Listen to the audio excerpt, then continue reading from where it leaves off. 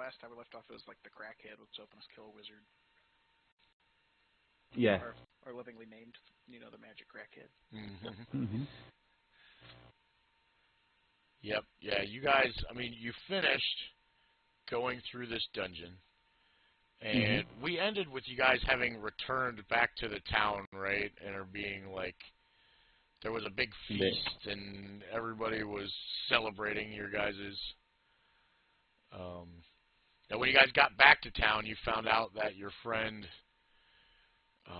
Why can I never remember the NPC that I created's name? The young boy. Carnath? Yeah. Carnath? Yeah, you guys had found Cornath had fought some bandits as well with Vost and Sildar, and he had gotten injured in the process. But they said that he took out 3 bandits before being, grievously injured, but he ended up getting healed by the sister at the big celebration.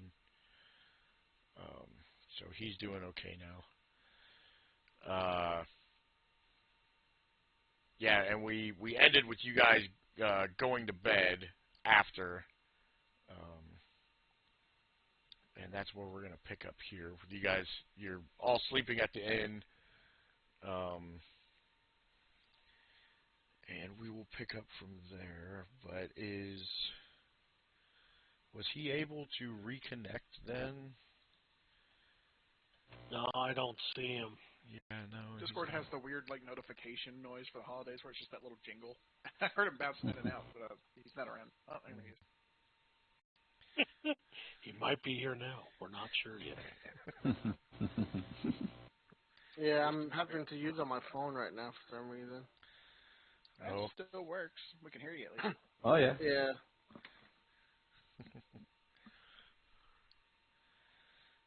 Yeah, I have no idea why my laptop's not working well with Discord. Do you actually have Discord downloaded onto it, or are you using a browser version of Discord? I have it downloaded. Huh. Yeah, normally, sometimes I had a lot of trouble using the browser version, but usually the app itself works pretty well. It's just crapped out on the audio. Everything else works, but just the audio is not working.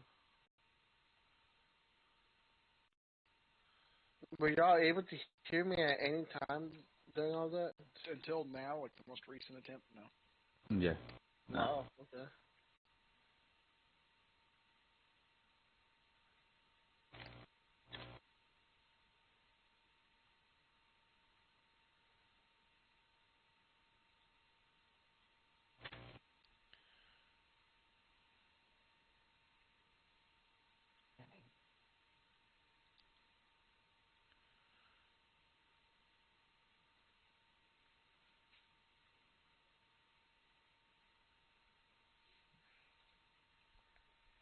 All right, so what of it?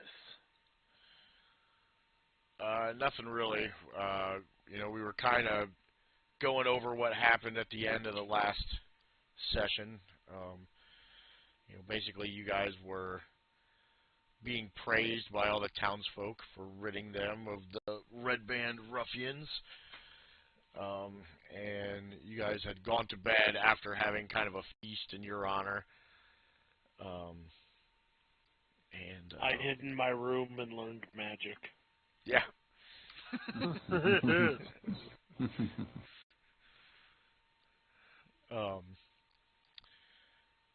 A couple of things I want to kind of go over with you guys about where we're kind of going from here, right? Your guys' friend,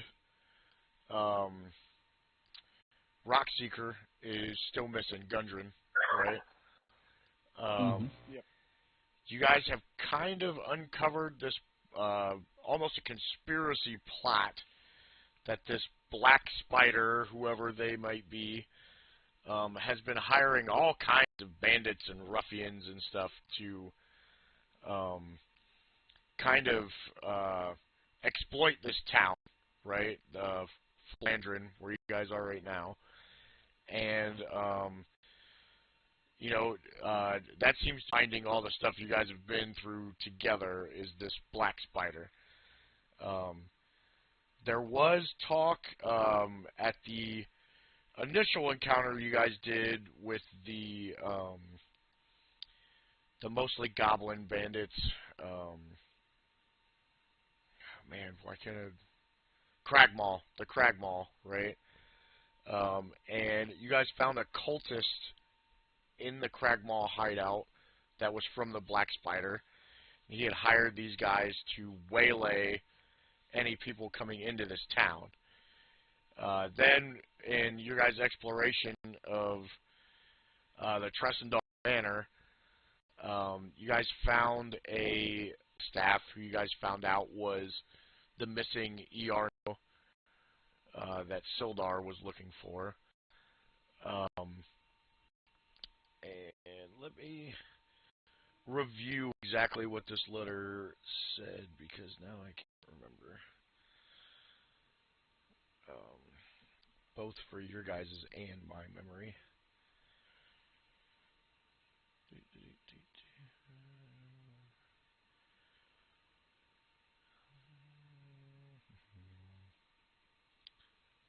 Glassstaff's quarters. Okay.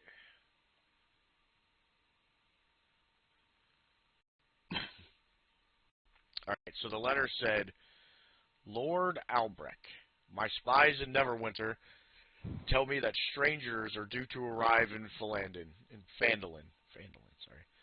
They could be working for the dwarves. Capture them if you can, kill them if you must, but don't allow them to upset our plans. See that any dwarven maps in their possession are delivered to me with haste. I'm counting on you, Eo. Don't disappoint me. And then there was a black spider drawn at the bottom as his signature. The conspiracy is all around this black spider, whoever they may be. You guys also found a journal that was in Dwarvish in Iarno's lab.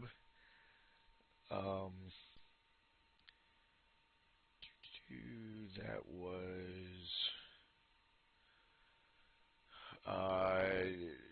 it was an adventurer. You guys do have Smitty the Smithy here in town that is a dwarf that you would assume would speak Dwarvish. That could look through that book for you.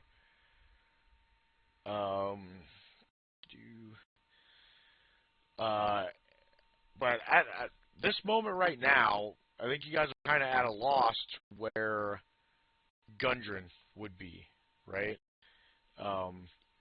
When you went through the Cragmaw hideout, they did mention a Cragmaw castle and gave you guys real basic directions to where that would be, and that might be something that you could get more info out of your guys' prisoner friend, Thordak, right? He might be able to provide more information about where that's at. You guys were told about a town that was overrun with undead, that the woman you guys, the Rands, that her and her children were getting ready to be sold into slavery. She told you about the town of, I want to say Undertree, but I'm sure that's going to end up being wrong.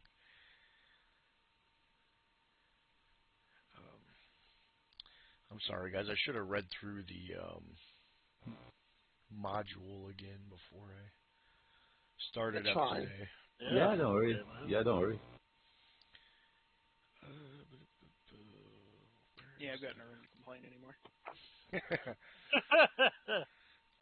Yeah, Myrna's heirloom, Thunder Tree.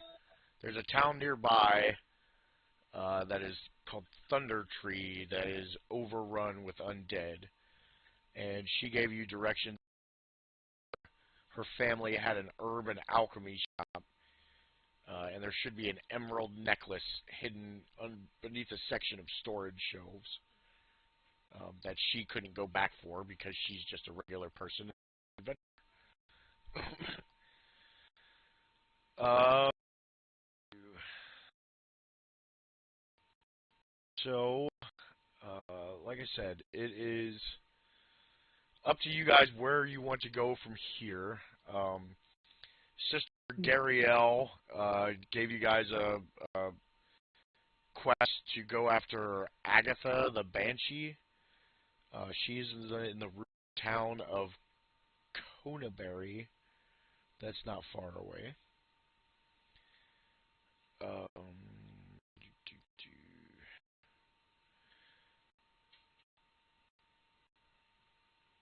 And Sildar, of course, is still interested in helping you guys find Gundren.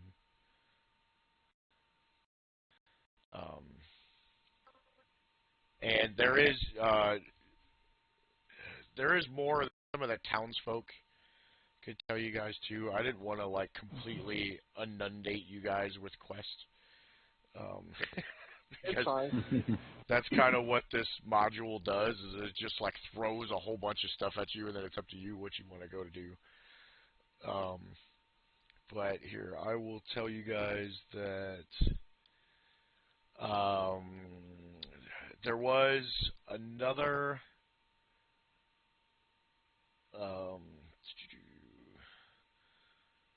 Colleen Alderleaf has suggested that characters go to the ruined town of Thundertree and consult with Redoth the Druid, who might know the whereabouts of Cragmaw Castle.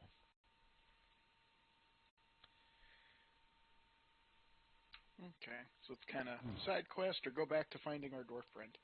Yeah. And there's also, I mean, just the countryside around, which I can put you guys on a map that shows you more of the countryside. And let's see. I think that's pretty much all the main points. So just as a kind of review there, where you guys are at, and like you guys all, after a night of drinking and having fun for most of you, Grimdraw and taught himself magic alone in his room. But you guys all go to sleep with a good feeling of accomplishment. You know, these people were horrible. You guys went and ransacked. They have been selling townsfolk into slavery. They have been exploiting these people, asking for protection money, where what they actually needed protection from was from the Red Brands themselves. So you guys have done some real good, and you all go to sleep feeling pretty content. And in your guys' dreams, you all have this exact same dream. You're at this inn, surrounded by all the townsfolk, and they're all cheering for you and happy. And the dream, in the way dreams do, kind of shifts. And instead of just all the townsfolk, you guys are surrounded by family and friends. And they're all cheering for you and happy, and then it like zooms out more and more, and the crowd around you just becomes bigger and bigger and bigger. And you kind of look down at yourself and realize that you are decked out in, all new clothing and gear. You have a pack at your feet that seems to be overflowing with gold and jewels. It just seems like everything's just been amazing, right? Your fortune and glory and fame and renown, and it's all yours. And then it zooms back in real quick, and suddenly you're in this dark cave, and out from the shadows steps a man that you guys have all seen before. He's pale, long dark hair. He's very, I don't want to say attractive, because you guys would all obviously, he's a human male. I don't think that's any of your guys' particular thing. But he's very traditionally good looking, okay? Other than the fact that at anything that you would want, all you have to do is say yes. And then you, right? And like I said, you guys have all seen this similar dream before, only before it seemed a lot more tailored to each one of you individually. This time it was very broad and open. But he didn't give you a name. He didn't give you any way to contact him. All he did was say that all you have to do is say yes. And you guys all come awake. So how do you guys respond to this dream that you had?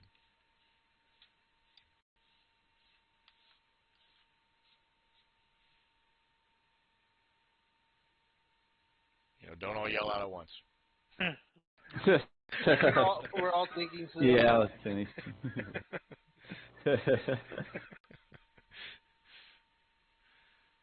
Personally, I ain't listening to any pale, creepy guys. Yeah.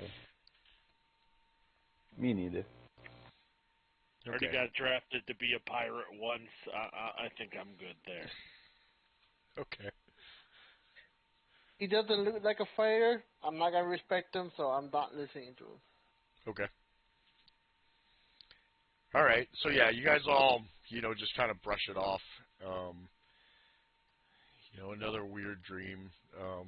And I guess you guys could all see why you would have a dream like that, right? I mean, you guys are kind of living out that dream at the moment. Like, you guys kind of haphazardly got hired by this dwarf, and the next thing you know, you guys are, town heroes, right? You guys, now I think you all knew that you were good at what you did, right? But, used to... Normally they're scared of me, not hooray. Though, yeah. So. Yeah, different feeling. Normally you're more infamous than famous, right? So, but yeah, so you guys all wake up, and you're all in your beds at the inn. Well, I guess, Azrael, did you stay in bed, or did you go visit? I remember I was drunk, so I went with her. In the upper floor of the Lion Shield Coster, with the girls whose name I can never remember. Oh yeah. No one ever remembers today. Yeah, I have someone. I need to just make character sheets for these people, so that way it's right in front of me.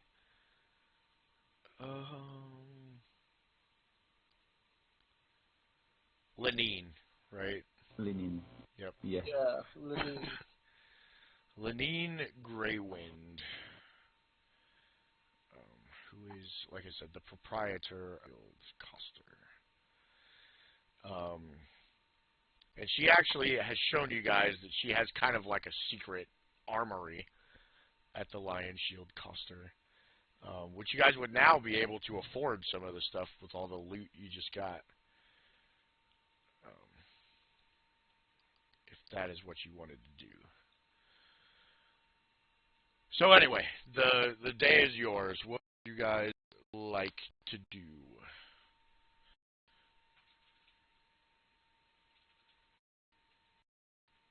So it kind of depends what direction you're gonna head. You have the Banshee side quest thing, the tree town. I can't remember what the first part of it was. Thunder Something Tree. Thunder Tree. Thunder Tree, which is that Thunder. just to get. Or Yeah. start talking to people. Maybe try to get another lead on Gundren. Yeah, it's fine. Yeah, well, you're doing that. I think I'll head over to the Lion Shield Coster and see what I can trade for all the junk that we recovered. Yeah. Mm-hmm. I still got 2 alchemy balls, or 3 alchemy balls. Yeah, see if you can find somebody that can figure out what's in those. Okay. Yeah, sure. So you go to the Lion Shield Coster and find Azrael coming down the steps into the store proper. I got 10 to 1. He's got a hell of a headache. Yeah. He lost the drinking contest to the old veteran guy. Oh yeah. Good boss. It's a mild hangover.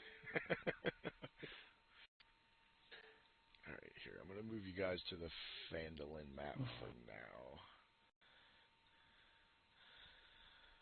All right, so yeah, Lenine comes down as well, and she seems like she's probably been up for a while already. She was not drinking as heavily as some people, so she's already, you know, her hair done up, you know, coiffed in makeup and dressed and ready for the day. You actually smell the strong smell of like coffee throughout the entire of her shop, and so she comes down shortly after Azrael and kind of gives you a playful little smack on the bottom and a wink, and she says, "Oh, business has started early today," and she says, "What could I help you with?" I'm seeing if we can trade some weapons we found for maybe some better ones for our team. Oh, of course, yes. So, I guess what we could say though is you guys still had to go back and collect some more stuff, right? Because you guys left a whole bunch of stuff you guys couldn't carry there. So I guess we'll retcon that a little bit and say that you guys had already had taken your wagon to the Trissandar Manor, right, and loaded up. There was an entire armory, right? There was a whole bunch of... Yeah. 12 spears, 6 short swords, 4 long swords, 6 crossbows, 6 glaives, and 5 quivers of crossbow bolts. Goodness, yeah, that's... I went to notes. Good God. Yeah, that is a lot. So, that all together, if they were nice enough to just give me a... No, of course not. And I realize now that I have not added our gold or anything to our total. So I'm sorry, guys. I apparently did not do my job. It's fine. Yeah, don't worry. It was a rough day that day.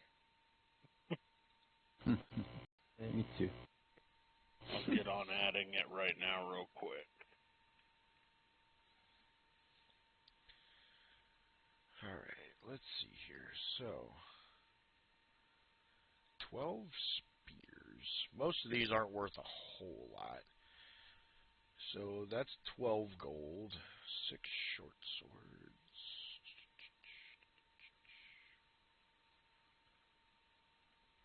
Well, those are 10 gold each, so that's 72 gold total right there. 4 long swords.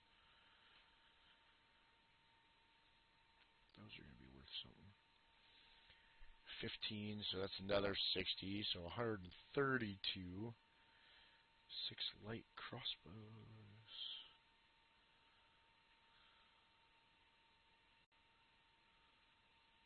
I think came out to about 5,000 gold pieces.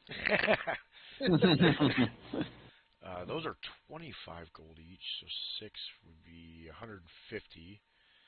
So that's 282.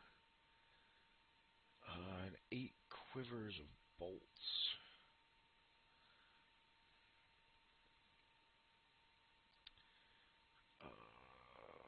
Which, of course, it doesn't have the ammunition listed in here. Why wouldn't it?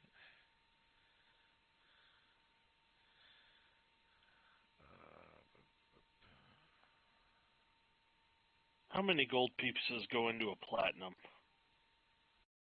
10. 10 or 100, something like that. No, it's 10. 10 gold make a plat. It's weird if you get into like electrum and that stuff, but yeah, we didn't find any electrums, so I'm okay there. I just was thinking we might want to trade it for some platinum unless we're going to use some money, because I'm starting to carry a lot. Yeah. Yeah, no, I don't worry much about weight as far as gold and that stuff goes. It is an element of realism. It also makes it a big headache to talk about how much weight people are carrying. I just assume if you guys have large amounts, you change it in for like gems or plat, right? But we'll just say you have that much in gold because that's the easiest way to figure it out. Yeah, keeps it standard. Yep. Yeah. So yeah, basically all of those weapons amounted to 300 gold pieces worth of weaponry. Now, of course, she's not going to give you full price like they were fully forged weapons. But she is giving you guys good deals because you guys are bringing her business, and her relationship with Azrael here will definitely give you a benefit. So we'll say 250. We'll say that amounted to 250 gold. That's good. Yeah, generally when you guys are selling stuff, you should expect to get 50% of what it would normally be worth. But she's giving you a discount, and like I said, her relationship is both getting her, companionship, obviously, and it helps her around town by saying that she is, Oh, yeah, the hero shop here. Yes. Yeah. And then, even more so, it gives her a leg up on a lot of the village, right? Because now she has juicy gossip.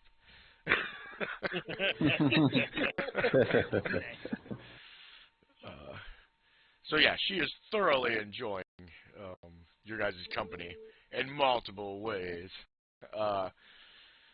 So yeah, we'll say that amounted to 250 gold worth. Now a masterwork weapon, right, will give you an extra +1 to attack, and it adds 150 gold to whatever the base price for the weapon would be. Now, so you guys know, Masterwork isn't in 5th edition. It's a 3.5 edition thing, but I like it, so it's in 5th edition now. So it's like one step away from having an enchanted item, right? And if you have a Masterwork item, you can then get that enchanted if you find someone that is so inclined. And that will cut down on the cost for getting the enchantment. Now, magical weapons, though, are very, very expensive. Depending on what kind of enchantment they have. Gotcha.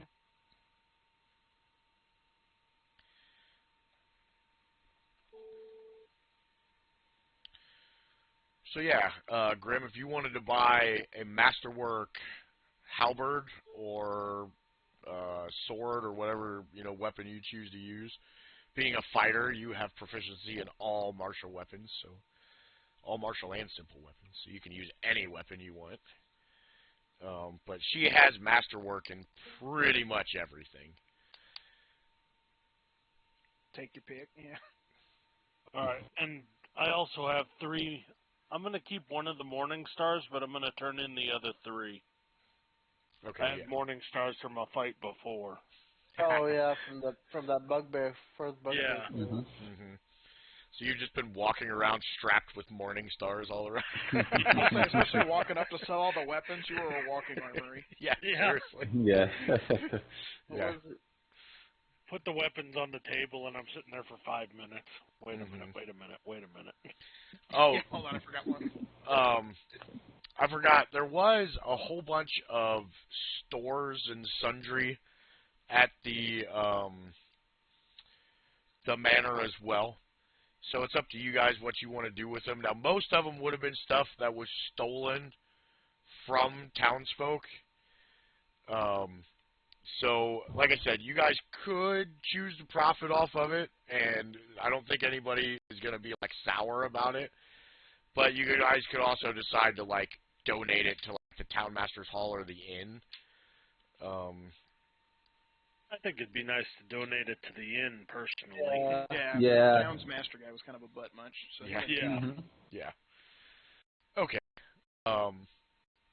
Yeah. So yeah, you guys donated all that to the inn. They're very happy. Like I said, he distributes it pretty much. It's all stuff that people paid in protection cost, right, to these red brands anyway. So he distributes it back out to the town.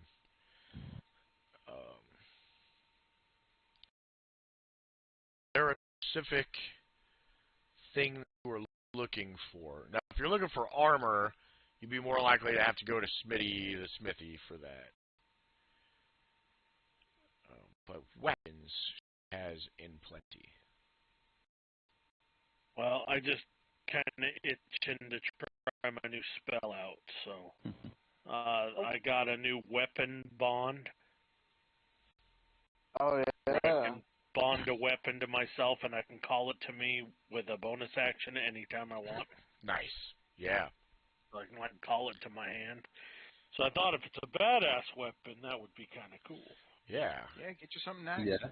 Yeah, well, and with something like that, if it had the versatile feature, right, where it's something that can be thrown, and then call it back to you, like that's pretty sweet. Yeah, that'd be cool as heck.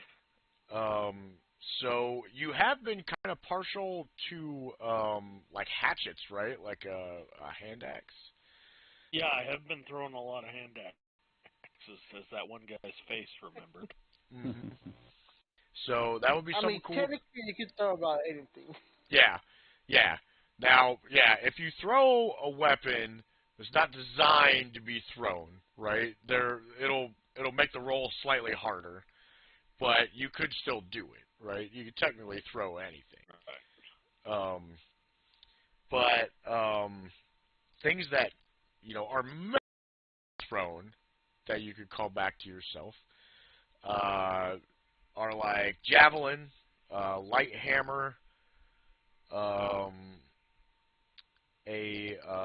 hand axe,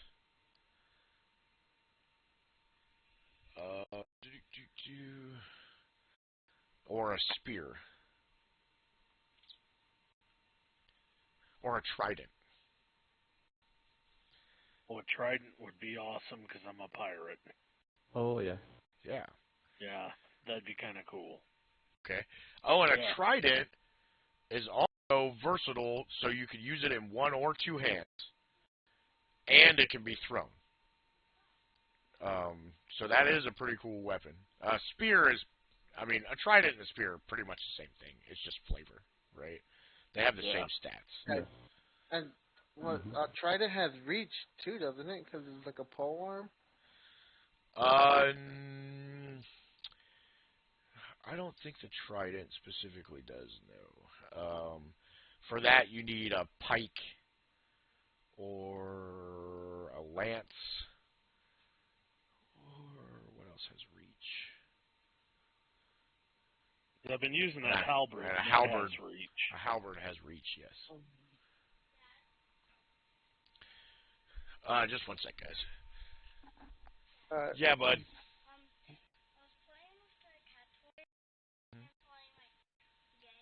Yeah.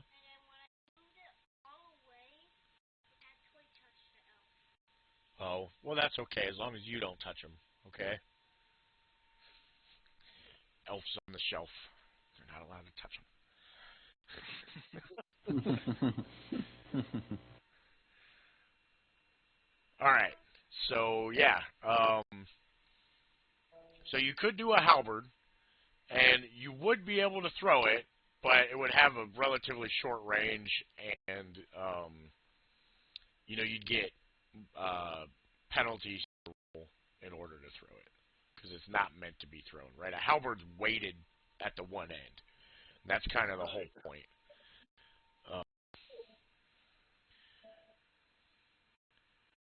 But it would be possible. So yeah, she has all of those masterwork, no problem, if you would want to use them. You know something that's cool that nobody ever uses is a net, right? Like, Like gladiator. Yeah, it's a martial ranged weapon, right? It's only got a 15-foot range, but it like essentially like grapples them, right? It restrains them. So anyway, I'm just throwing that out there because I'm looking at the weapon list and I'm like, oh yeah, nobody ever uses a net.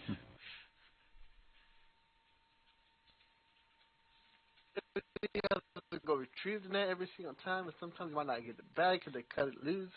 Yeah, that's true, but it's just like, especially against a spellcaster of some kind, because they have to be able to do their hand motions to cast spells. And to get out of a net, I believe, is a strength check. So, yeah, that's kind of what they're designed for.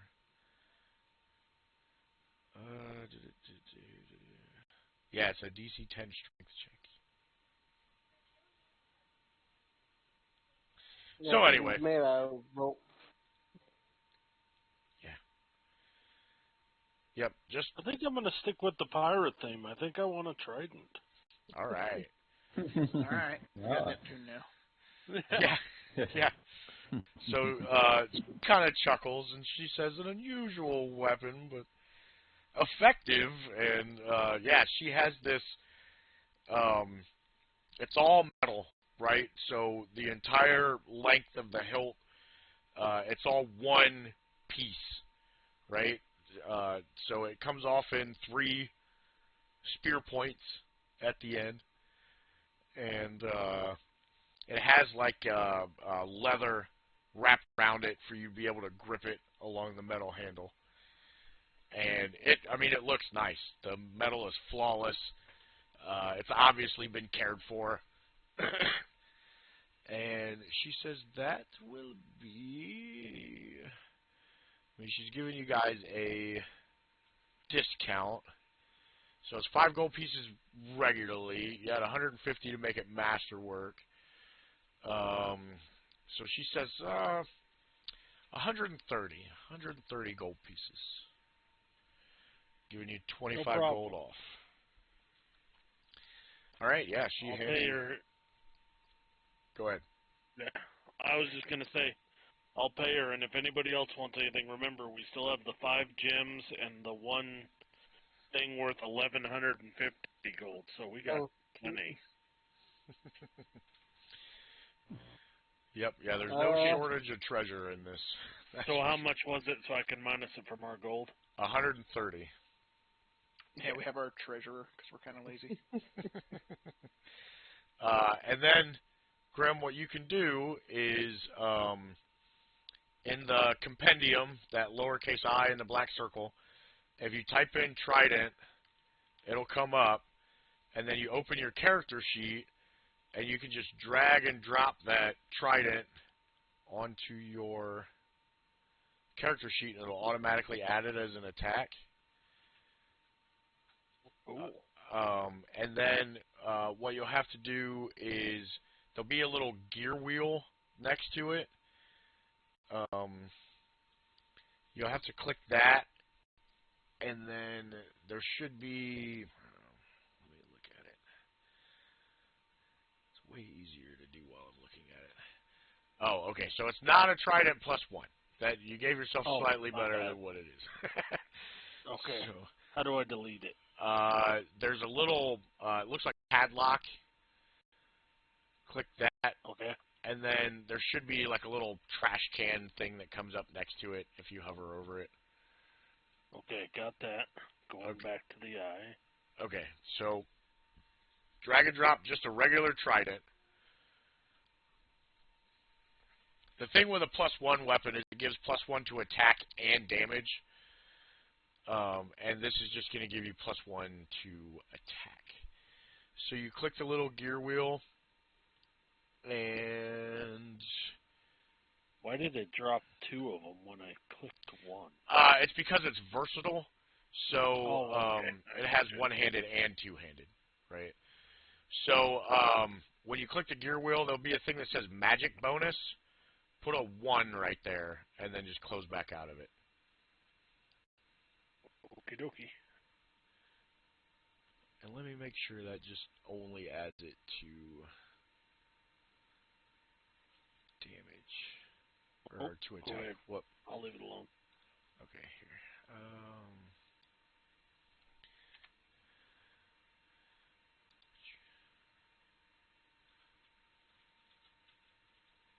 Okay, yep, it only added one. Oh, wait, or did it? Let me see. I'm going to roll with it. See what it says. No, it added it to attack and damage. Wait a minute. I know there's a way to make it so it only adds to attack.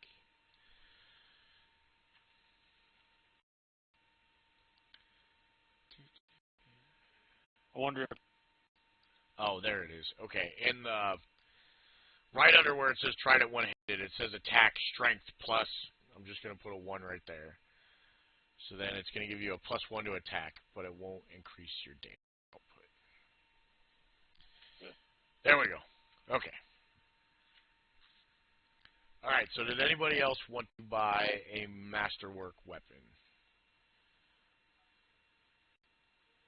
Maybe the barbarian or them. Yeah, Most I of was my thinking. stuff's unarmed. Yeah, I was thinking about another battle axe to replace one I currently got. Okay, yeah. That'll be real easy too. So a battle axe, 10 gold pieces. So it would be 135 with the discount and the masterwork. And then it'd be the same thing. You can just, on your character sheet, click the gear wheel next to the battle axe. And where it says attack, it'll say attack strength plus. Just put a 1 right there. And then it'll give you a +1 attack with your battle axe. Alright. Glick, you can do the same thing with ranged weapons if you want to. Now they'll cost more because ranged weapons are also more expensive. But so. How much was the total for the barbarian, so I can calculate? 135. Yeah. Okay. Yeah, I want to do that with range weapon. Okay. So you are proficient. I think thieves only get simple weapons, right? So you have to use a crossbow. I think. Let me look at your character sheet. Guys, give me a moment. I gotta take my dog out. Yeah, no problem. Okay, weapon proficiencies. Hand crossbow, long sword, rapier, short sword, simple weapons. So yeah, it can either be a hand crossbow or a light crossbow. You can't use the heavy crossbow.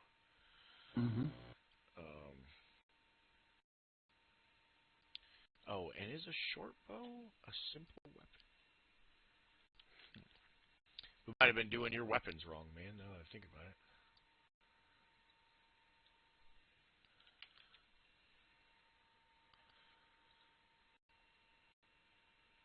Yeah, short bow. Okay, yeah, a short bow is a simple ranged weapon. So, it doesn't affect you as much because you don't get, what's it called, at level 5, extra attack.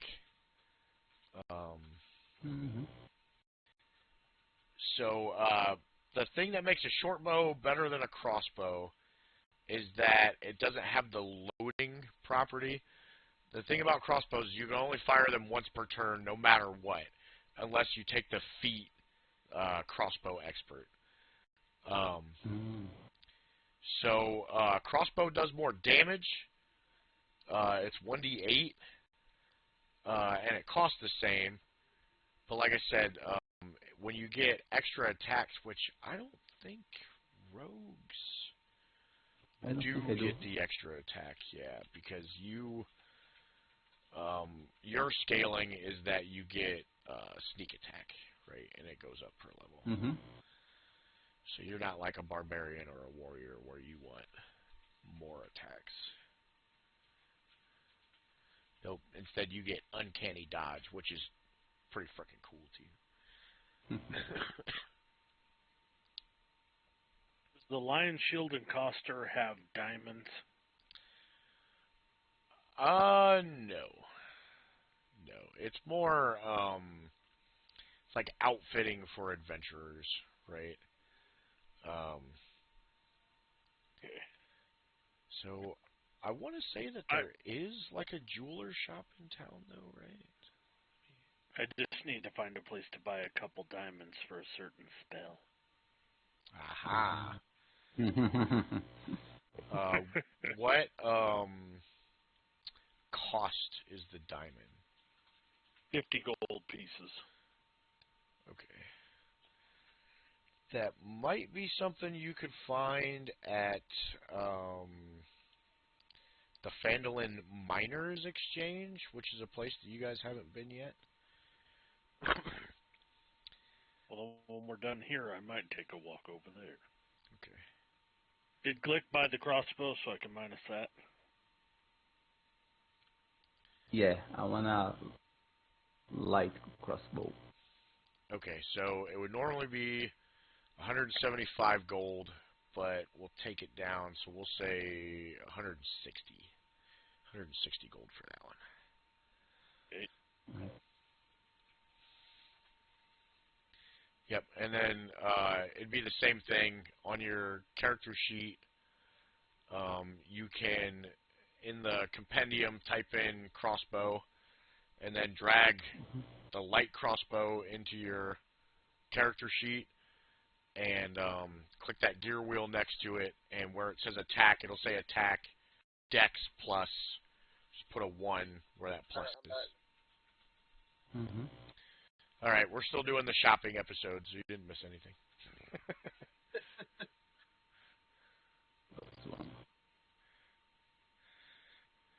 Every Dungeons and Dragons campaign will have shopping episodes. Yeah. But not every dungeon, What's on? not every campaign will have a beach episode. Yeah, that's true. So right now we're basically doing a shopping montage. Oh, that's just wrong. Yeah. Yep. Yeah. Only we'll play some cool 80s hair metal music behind it, so it'll be all right. It sounds cool. Thank goodness. Throw some Motley Crue in the background. Yeah, exactly. Have you guys seen Team America World Police? They have that. Yeah. They have a whole song on there about that. It's like, we need a montage. Even Rocky had a montage. Yeah. Yeah, buddy. You're hungry. Of course you are. Hi, hungry. I'm dead. Yeah. That is like one of the captains of the dad jokes. Yep. All right, guys. Give me just a second here to get him something to snack on, and I'll be right back. All right. Okay.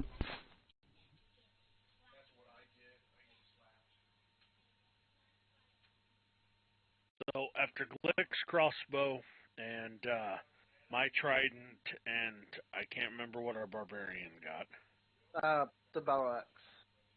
After all that, we still sitting at 440 silver pieces and about 180 gold. Not to mention 5 jewels worth 10 gold each, so another 50 there. It's pretty good.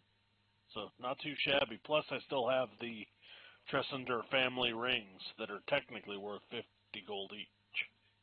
Yeah. So, honestly, I think we're doing pretty good. Yeah. Also, what did you go as, Nick, For what? for your monk level? Oh, for level 3, went Way of the Open Fist. It Nice. kind of really just drives home all the extra unarmed hits. You start Yeah. giving people negative effects every time you hit them with your punches or whatever. Like, where is it? I think I can link it in chat.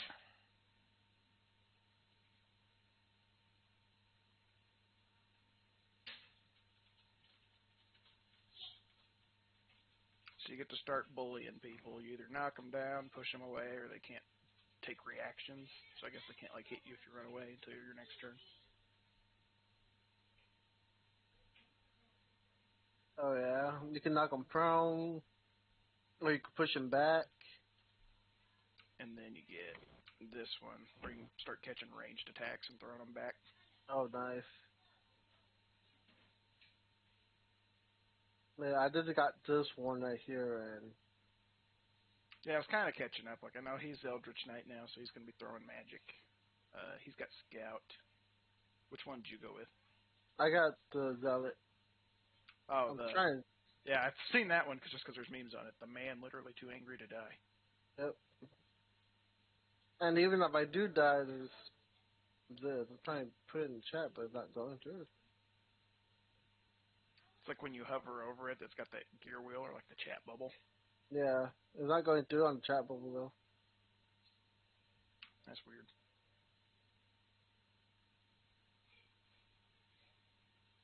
Oh, it's asking for input. What the hell?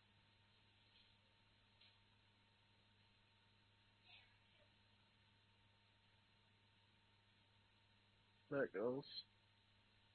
I'm going to keep our gyms written down because for some reason I cannot find them to add them to my inventory. So, okay. So they just don't need things to keep you too angry to die. That's nice. Yeah. And they can bring me back from the dead without needing components. And I only come back to life, not death. Yep. I need to see if I can find that mean picture of a man literally too angry to die. Just put it as your picture in Discord. And that's, I get a little bit more damage output. That's nice.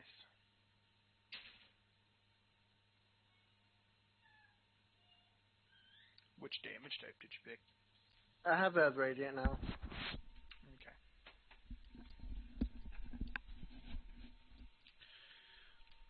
All right, I'm back.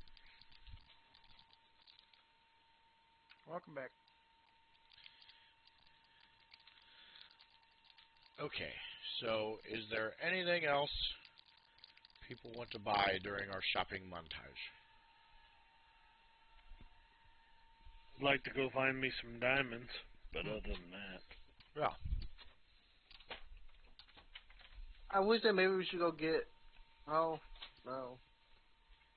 I was going to say maybe we should get the monk something, but I thought about it, but like I mainly use unarmed hits, and then I have like the stick I've used, but I haven't used that much, and then darts.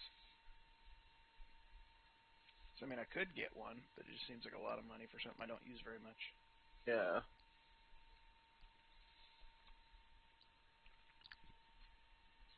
Yeah, you could Yeah, have gotten that glass staff, but you guys gave it to the magical kraken. Yeah. It sounds like we're going to have to go kill that magical kraken. Oh God. Now that is something you guys. That is something you guys could totally do because he does represent, you know, a threat to the villagers. Now, you guys did promise him that you would work out with the villagers, that they would come feed him. Yeah. But he told you guys to tell them that they're not allowed in the manor, right? He said to leave food outside and he would get it. Mm-hmm. Yeah, well, there's no telling how long that will last, because you never know. A stray kid might wander in there. Yep. Yep, so that's up to you guys. If that's something you guys... There's another potential side quest. Go be murder hobos on the crackhead. Well, I prefer to think of that as euthanasia. Yeah. Go beat up the junkie until he literally dies. Yeah, he is definitely not a thing. That's for sure. Man, my headset's acting funny. I don't know if it's going dead or... Okay, anyway. I was looking up the exchange, the miners exchange. Maybe.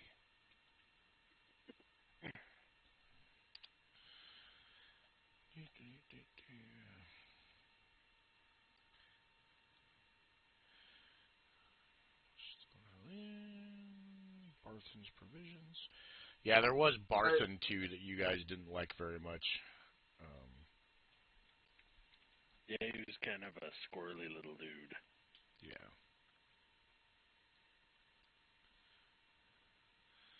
Fatal and Miners Thinking Exchange.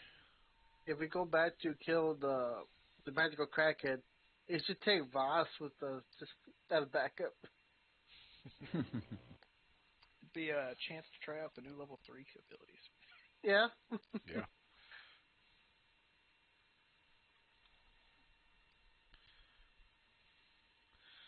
Okay. Or you could leave him be. Totally fine with that too. Okay, so you go to the Miners Exchange. Are you guys all going together, or Grim, are you going by yourself? If they want to come with me, they can. Yeah, I'll go with Grim. Yeah. Because if we bring out all that equipment too, I'll go with Grim to help with the cargo. Okay. Mhm. Yeah. Let's go, everyone. Okay, yeah, no problem. So, you guys, in going to the Miners Exchange, when you enter, now this is, it's a large building, right? And when you come inside, there are desks, like, scattered all over the place. There's several women that seem like they're, like, clerks, and they're all scribbling on paper and, like pulling things out of files and looking at stuff and going back. There is several townsfolk in there that you guys have seen in passing. And it's all overseen by this very tall, thin human woman. She has her hair, she has dark brown hair, and it's in this super tight bun on the back of her head. She's wearing a nice dress, but it's not like embroidered or fancied up or anything. It's well made, but it's very Spartan, right, is kind of the word I'm looking for. It's just like a basic brown, so it doesn't even look like it's been dyed or changed. It's, simple, but... Utilitarian. Yes, exactly. She isn't wearing any jewelry. She doesn't appear to be wearing makeup. Maybe she is very lightly, right? But she just looks like she doesn't go for the whole appearance thing, right? It's very utilitarian, very simple style. And when you guys enter, she goes, "Oh, the heroes! I wondered when you would grace my establishment." And she comes up and she introduces herself as Halia Thornton. And in talking to the townsfolk, you guys have kind of got that this is more what the town runs off of rather than the town master, right? Because most of the people here are either miners or farmers, right? And so she is kind of more the power behind the town than the town master is, because she decides how much the miners are getting paid and what their stuff that they've gotten for that day or that week is worth. And she's the one that exchanges what the miners bring for goods that are then brought into the town. And, so she is more of a central figure than the town master generally is. And she says that, I've heard of your exploits, and I was invited to the feast the other night, but just not really my style, And she says, "Well, what can I help you with? What brings you here?" I was hoping I could talk you into letting me purchase a few of your diamonds for spell components. Ah, yes. Diamonds are rare, but I do have a few. You know, the mines around here are more for silver than much else, but I'm sure an arrangement could be had. So she kind of claps her hands, and this other woman comes up, and she kind of whispers something to her, and the woman nods, and she's kind of got a clipboard clutched to her chest, and she runs off, and Halia says, well, follow me, and she leads you back into this office. It's got this big, huge desk, right? It's up against the wall, and the chair for the desk is facing away from the door. So, Azrael, I think that immediately kind of gets your back hair up, right? Like, you can't imagine sitting facing away from the door, right? It doesn't seem right. Like, if someone were to attack you, you wouldn't even know that they were coming at you, right? It doesn't seem right. But yeah, I don't think that would sit well with a pirate either. Yeah. Yep. And but when she leads you in, there's several other chairs in the room, and she asks you to sit. And she says, I've actually been meaning to approach you. I know that Sildar is one of your contacts that led you to this town, and while all of us love the work of the Lord's Alliance, and you can tell she's definitely putting some sarcasm into that, right? And you guys kind of catch on. The Lord's Alliance are kind of haughty, right? Like they're working for the greater good, but they seem to act like they are the greater good, right? And like nobody else is capable of doing what they're doing, right? And she says, but I represent a different group who believes that power is the way to greater good. What can you do without the power to get something done? I've been wondering if maybe, adventurers like yourselves, opportunists, if you will, would see better than some of these townsfolk do on what is for the good and what isn't. And she kind of moves, her dress has like a collar, and she kind of lifts it up a little bit, and there's this symbol. It's Z with slashes through it. If you guys all want to make a history check for me, and we'll see if you recognize this symbol. Are the slashes vertical or horizontal? Horizontal. 2 nat 1s, starting off strong. Oh my goodness. Can't say I didn't deserve that, but still, it's a good way to start the day. Yeah. Well, your whole thing was you were kind of outsider, right? Yeah. So I guess it No makes idea sense. anyway. I'm staring at the wall. Yep, same here. Yep. All right. Well, Gotcha. this actually makes a lot of sense, Grim, that you would recognize this. All right. This is the symbol for the Zentarum. Some people would consider the Zentarum to be almost villains, right? Their kind of core philosophy is that amassing power is the only way to affect the world at large, right? And so to them, it's a lot more of the ends justify the means kind of thing, right?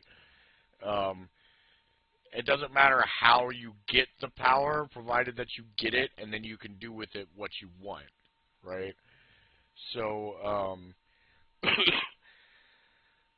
the rest of you, since you really don't, none of you guys even rolled like a 10, right? Rolled 2 nat 1. Yeah. So I think you guys might be kind of lost in what she's hinting at here. But Grim, you definitely are kind of catching what she's throwing down, right? So she says, no need to answer right away. You know, we've only just met, but... And she kind of looks, and she realizes that 3 of you maybe have kind of looks on your face like, what are you even, you know, and you kind of see a bit of disappointment on her face. But then, Grim, she catches your eye and realizes that you at least know what she's talking about. And she's like, well, it's something we can discuss at another time. And so right as she kind of finishes this, her assistant walks in, and she has like this velvet bag, and she opens it up, and there are several diamonds. And she says, now, you didn't tell me what value you were looking for. I need gems that are worth at least 50 gold pieces. Diamonds. Okay. So, she picks out one of the smaller ones. You know, for diamonds, 50 gold is it's like nothing, right? Yeah. So she says, this one is worth 75, but I believe it would fit what you were looking for. Now let me look. Your spell, this is for chromatic orb, right? Correct. Does it say in the spell whether it uses up the diamond when you do it? Or does it just require you to have it? Let me check right now.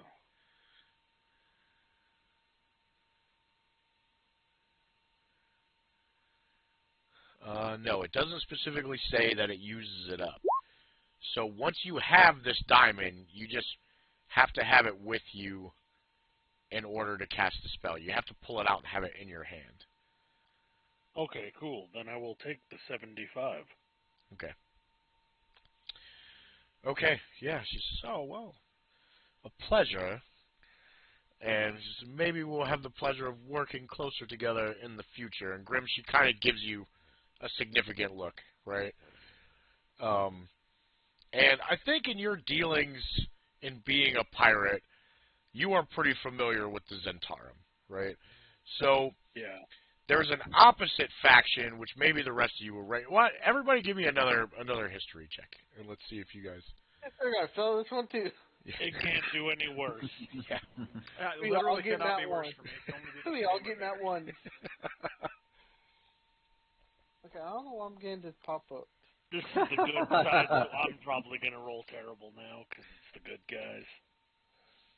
Yeah. I rolled the exact same numbers. We Wow. have 110. The rest of us are just off in La La Land. Wow. I know the bad guys. I don't know the good guys. I don't know what I'm doing. Okay, so Flick's playing with his new crossbow. He doesn't you know guys, what's happening. yeah, Yeah, just playing. these guys are way more known, right? So, Grimjaw, maybe you don't know as much about them, but you do know of, there's a group called the Harpers, okay? And the Harpers are kind of the opposite of the Zentarum in that they believe that the means are what's important, right? So it doesn't matter what the end result was, it matters about the intent and how you did it, right? So they are essentially the good guys, right? Where the Zentarum are kind of iffy. Now the Zentarum, they're not necessarily evil, right? They're just power hungry, and they use that power to affect change. Okay, whereas the Harpers try to affect change by doing good deeds. Okay. So yeah, you know, after that, she goes on to explain to you guys that she's very happy to see that the red brands have been taken care of, as they were a scourge on the town. But she kind of hesitates while she's speaking, and you guys, maybe you kind of catch on that she might have said something else and stopped herself. It seems like maybe she wanted to use the red brands for her own gain, right? But you guys already took care of the problem, so it's kind of past that she can do anything about it. And she says, but if you do come across jewels or, you know, other ore or mining, you know, I am definitely the place to come to discuss prices. And I think with that, she kind of figures your guys' business is concluded, and she kind of, now I am a very busy woman, and starts getting up, and she like opens the door and holds it open for you guys while she's kind of looking over at you. I guess we're done here. Yep. Yeah. Okay. I was saying No, maybe we should make a trip to Smithy. Have him look at the tom I have, and maybe he can make your new diamond to like a ring or inlay on your armor. Yeah. Yeah. Now, no, the diamond has to be, you know, unworked, and it has to be in your hand for to use as a material component. Okay. Yeah, here I'm trying to find a way around it. Yeah. No, and I don't blame you, but that's supposed to be part of the thing about having spells, right? Is so if you were to lose that material component, then that spell is no longer available to you. And that's why certain spells like that have material components, because it makes it more difficult to have that spell, right? Chromatic Orb is super cool because you can change the damage type. So, you know, certain things will be either resistant or I can't remember what word now they use for the opposite of resistant. Immune, vulnerable. Vulnerable. Yep, some things will be vulnerable to certain damage types. So it makes it a real powerful spell, especially for as low level as it is. Yeah, I figured it'd be my we're in trouble spell. Yeah. Yeah. Okay, so now you guys do have that book that Smitty the Smithy could check out for you. But Thordak is also dwarf. But you guys don't know, you know, how trustworthy he is, right? Yeah. But then you guys really don't know Smitty the Smithy that well either. Can't have a bad guy named Smitty. Yeah, Yeah. that's true. Doesn't make sense. All right, so are you guys going to the smithy then? Is that where you're going next? Yeah, we might as well go see if we Next can stop on the shopping translated. montage. Okay. Yeah. All right, so yeah, as you guys approach the smithy, like I told you before, it's a pretty large building, but it's got these huge stone double doors, and they're open right now, and the smith is, you know, heated, right? And Smithy is actually in the middle of forging, it looks like plate mail. So he's hammering down, and when you guys approach, he kind of catches you out of the corner of his eye and holds up his hand and asks you guys to wait. And you guys kind of get, like, mesmerized a little in watching the process, right? Like, it's amazing. Like, he is folding this metal down to strengthen it, hammering it into shape, and then he quenches it, pulls it out, and while it's still hot, he takes like a chisel and he, puts some marks in it for the places for it to fit together with the rest of the plate. And once he's kind of done, he walks away, and there's this big stone urn, pitcher that's away from the heat of the flames, and he picks that up and kind of like pours it so some water comes out, and some of it goes into his mouth and down his beard, and he's all drenched in sweat, wearing this big thick leather apron, and he looks at you and, the heroes! What can I do for you?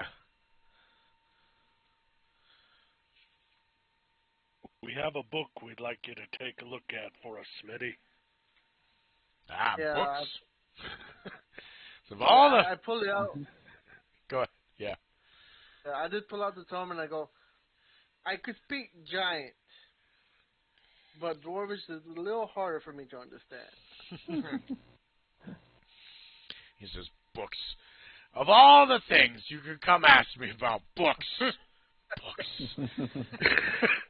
So he says, give me a moment. And he goes and gets this, like, towel, and he kind of towels himself off some so he doesn't, touch the pages with his sweat-covered hands. And he pulls up a stool, and he's like, I'd offer you seats, but, and he kind of, like, waves his hand.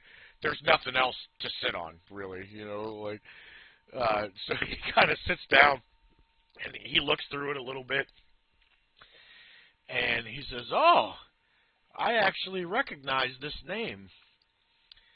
One second, let me refresh myself on what this book was. I remember it was a dwarven adventurer.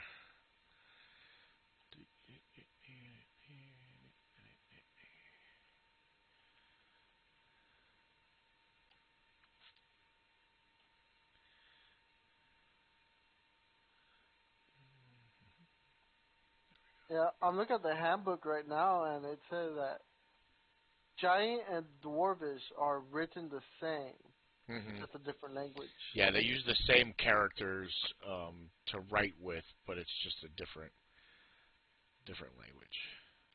Huh. So you'd be able to get some stuff out of it, but not. Like every other word I could read, but I'm like, it's still a little hard for me to read.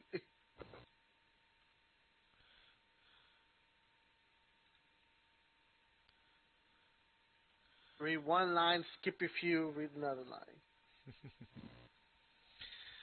Okay, so he says, this is the Journal of Erman. He was a famous adventurer in his time.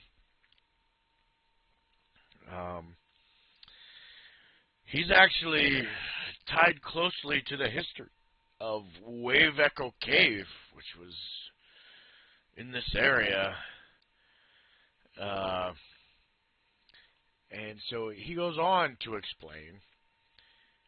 Well, actually, I guess you guys all roll a history check for me again, because you've been doing so well in this. See if anybody recognizes. 2 nat 1s, a 5, and an 8. Yeah. Oh! I'm pretty sure his new laser, or his new crossbow has a laser pointer in it. Oh, yeah, that's finally. Nope. All right, Grim. Yeah, the moment he says that, you definitely recognize. Now, I think it's because pirates are always telling tall tales, right? And the tale of Wave Echo Cave is a pretty big thing. So, Wave Echo Cave, around 500 years ago, some clans of dwarves and gnomes made an agreement called Fandelver's Pact. And they had this rich mine and this crazy cavern that they called Wave Echo Cave. In addition to its mineral wealth, the mine contained great magical power. So human spellcasters allied themselves with dwarves and gnomes to channel and bind that energy into a forge that they called the Forge of Spells, where magic items could be crafted. So at this time, times were really good for the city of Phandalin, which is where this town is now. It's over the ruins of the ancient city of Phandalin. But disaster struck when orcs swept through the north and laid waste to this area. A powerful force of orcs, reinforced by evil mercenary wizards, attacked Wave Echo Cave to seize its riches and magic treasures. There was a huge battle with magic going all around, just mass chaos and fighting, and it ended up causing a cave-in, and the location of Wave Echo Cave was lost because the battle changed the geography, and like I said, there was this massive cave-in, and so for centuries it's been rumored that there's a lot of buried riches in this cave if it could ever be found. And you guys recall that Gundren mentioned something about a famous mine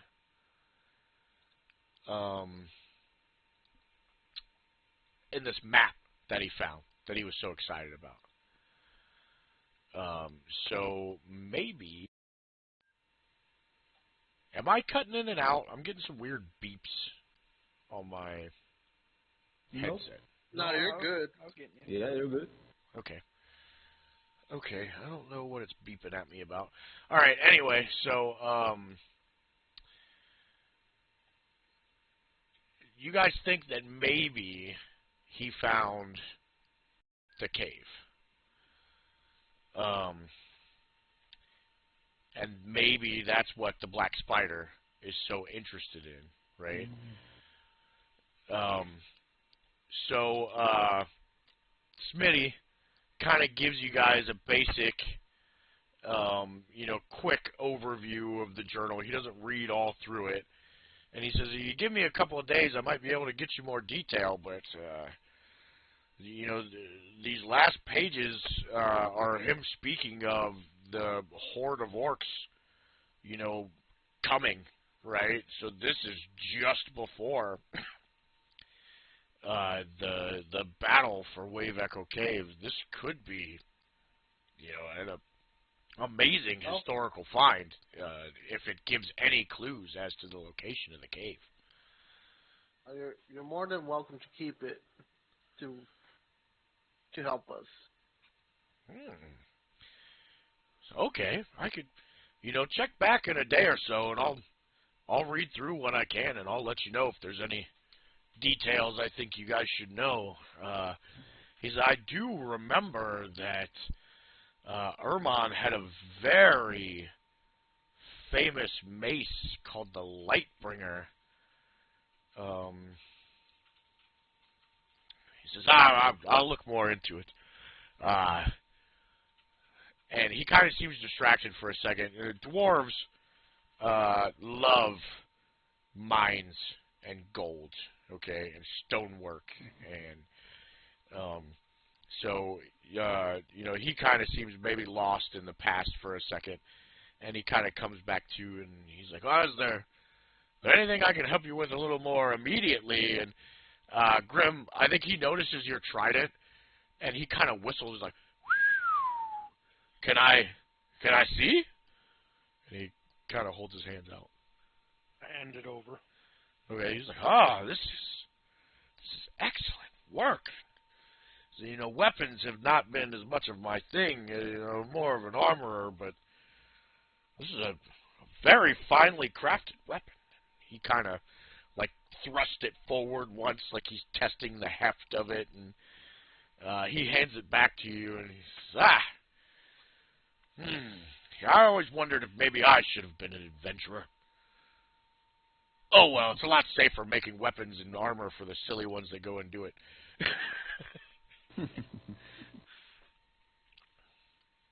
You calling us silly? Well, you know, there's always exceptions to the. Anyway, is there anything I can help you with? Anyone else? No? No, I think that was all we had. Yeah, now we have our reason to come back in a day or two after we do some side stuff. Yeah. Okay. So yeah, he says I'll look into it and I'll check with some of my friends in town that know a little bit more about Wave Echo Cave. Honestly, I always dismissed it as a crazy rumor. You know, there's always accounts of some, you know, magical whatever that people are looking for. Anyway, I'll look this over and I'll let you know. It seems like it's going to be an interesting read, at least. And he kind of takes it and he's like, I'm going to put this inside rather than leave it here at the smith. And he kind of looks you guys all over. He's like, remember, if you would like any armor, even, you know, custom work, I'm available. And then he takes the book on inside with him and goes about his merry way. All right, is there anything else that you guys would like to do in our shopping montage? I think we're done with the shopping montage. What do you guys say? Yeah. Yep. I think so. Yeah. Cool. Oh, what do you guys want to do? I think we've got a City of the Dead. We've got a Banshee. Or we always have our crackhead. Yeah. We Here, have I will Gundren. move you guys to the area map now, so you kind of get a scope. All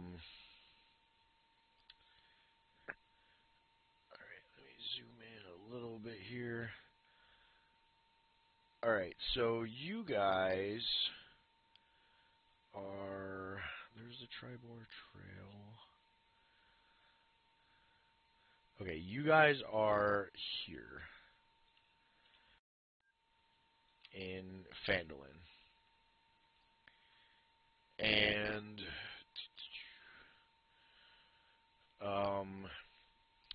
the woods up here are where Thordak told you guys he thought that the Cragmaw Castle was.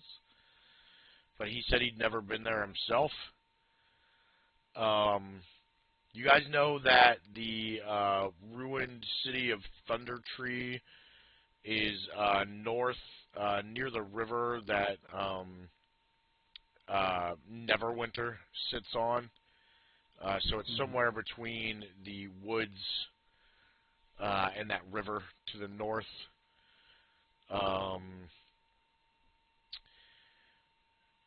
There's also the city of Coneybury, which is where the Banshee's lair was near, and that's along the Tribor Trail to the northeast.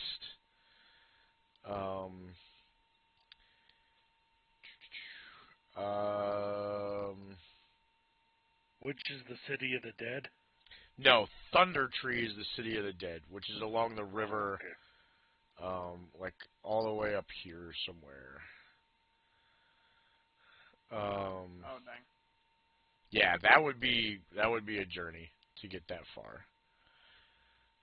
But then, like I said, Cragmaw Castle is in those woods somewhere, and that's where you guys are kind of assuming that the Black Spider, either where the Black Spider is or where they're holding Rockseeker Gundren. Yeah. And we still got that Banshee to deal with, too. Yep, and yeah, the Banshee would be to the east, somewhere up here, along the Tribor Trail is the ancient city of Coneybury. Alright, well, my vote is that the City of Dead is dead already, so it can wait. The Banshee's been there a bit of time, too. And we don't know if they'll kill Gundren or not. So, I hate to say it, but I think Gundren might be the path. Yeah, me too. Yeah. We have to save him. we can come back to the side quest. Yeah. Plus, it's closer. Yeah, it's the closest one. Yeah. Oh, yeah. Okay. I mean, for every step me and Azrael take, Glick has to take like 30. So I'm thinking of his poor legs. You can always just throw him every so often. Get him one of those like backpacks, little baby carriers. Oh God, I'll be carrying Yoda.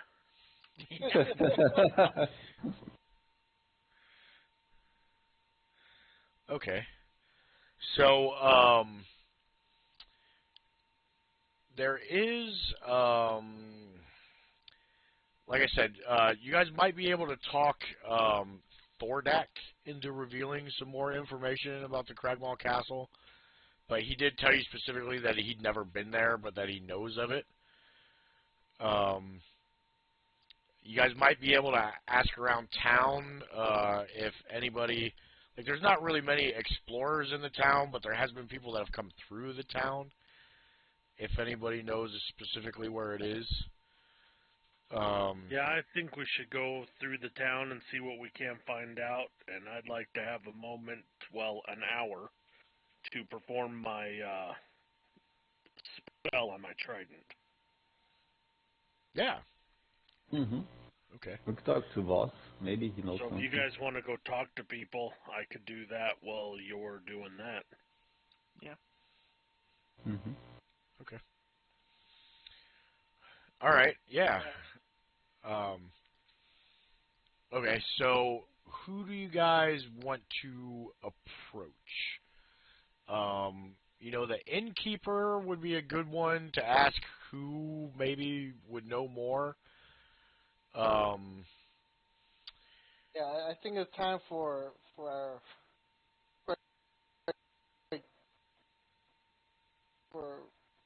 Gavin to work magic on the innkeeper. He probably would know a lot. Okay. Well, it's not the innkeeper, but it was one of his handmaids. Yeah. Elza, is that who you're talking about? Yeah. Yeah, you guys gonna send your kitty to go get information from Elza? Hey, I did my part already. I gotta do other stuff. Gotta take one for the team, man. Your turn. All right. Well, yeah. If you guys approach Albin, right? Isn't that his name? Toblin, the innkeeper, about who you think would know more about Cragmaw Castle. Now, you guys did end up. You guys killed every single one of the bandits. Except for the crackhead. Yeah. Now, he did say that he knows secrets, right? That was his thing. So he may be able to give you more information. Not true. Yeah, but he wants to be left alone as well. He did want to be left alone.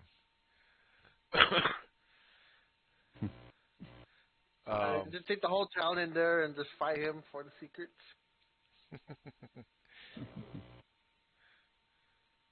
Have a Beauty and the Beast scenario. Just get the mob together.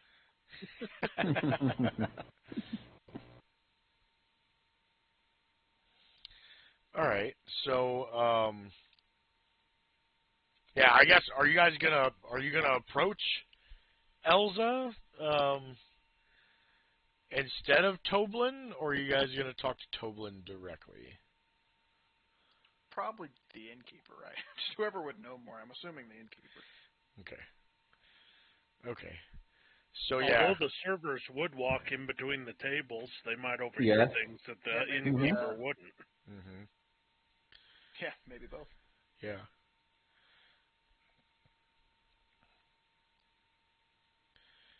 Okay. I guess if we talk to the innkeeper first, see what he knows, and then talk to Elza and get a little bit more. Of anything? And I'll head up to my room and begin the weapon bond. The great touching. The summoning of Ketchening. All right. So, going to Toblin first, right? That was what we're kind of going at. He's like, most people in this town, they don't go very far, and the few adventurers who have came all went searching for glory and never came back. Old Darren, he might be able to tell you something. He lives in a cabin just outside of town where he has a apple orchard. He's a retired adventurer. He might know a bit more, but the Red Brands were our biggest problem, and you took care of them, and I doubt any of those idiots really knew anything. I think Yarno was the only one that did know something, and who would have thought that he was Glassstaff? Still can't believe it. Yeah, I think Darren would probably be your best bet. He kind of gives you directions to Darren's cottage. He says, but other than that, I don't know that I could really help you.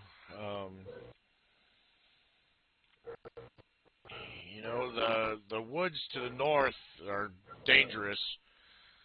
Not to mention banditry, but there's animals I wouldn't want to come across. A lot like that owlbear carcass that you guys brought in. There's worse than owlbears out there.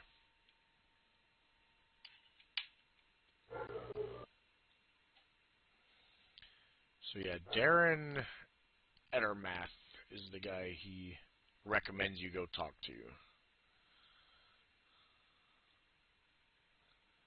Old Baron, huh? Yep. Right here, let me put you guys back on the Phandalin map. He's in an orchard? Yeah, he has an apple orchard.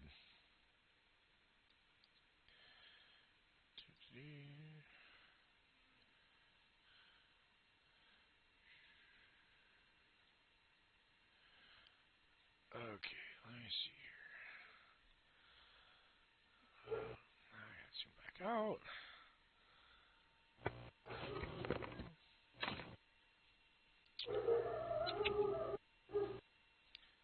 There it is.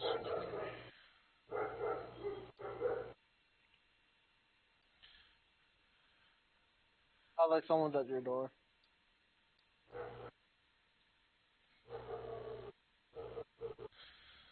Alright, so yeah, up here to the northwest is the Ettermath Orchard. Where he said would probably be the best bet.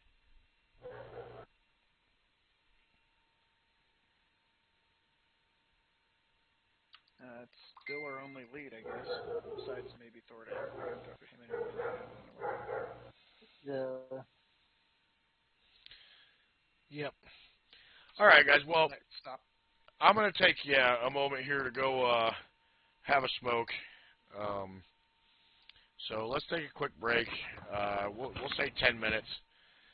And Okay, so a break. Yep. Oh, sorry. Yeah, no problem. Yeah, let's take a quick break, and we will start at the orchard when we come back. Okay.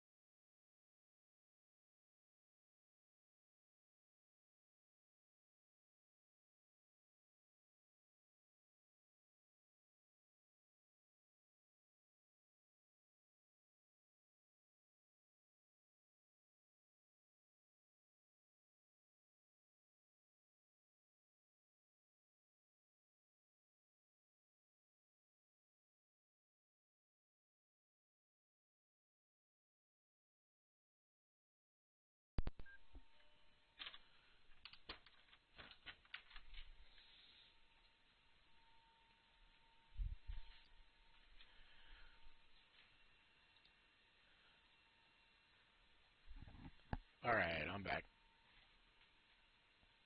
Welcome back. I'm back.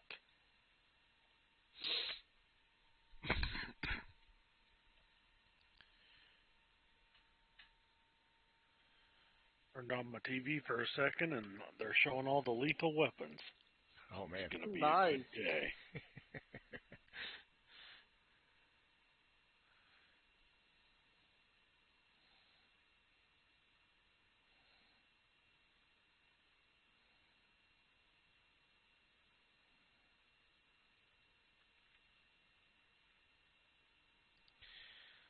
So guys, like I said in Discord earlier, I am going to have to stop a little early tonight, so we'll go for about one more hour here, and then I'm going to have to go do That's real fine. life stuff.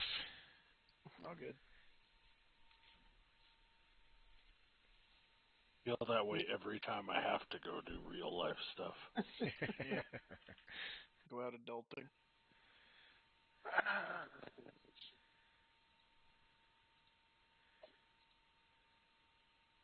It really does. Do you ever notice it really makes you sad for the days when you just got Christmas break? Mm-hmm. Oh, yeah. Yep, that'd I be never nice. thought I'd miss that.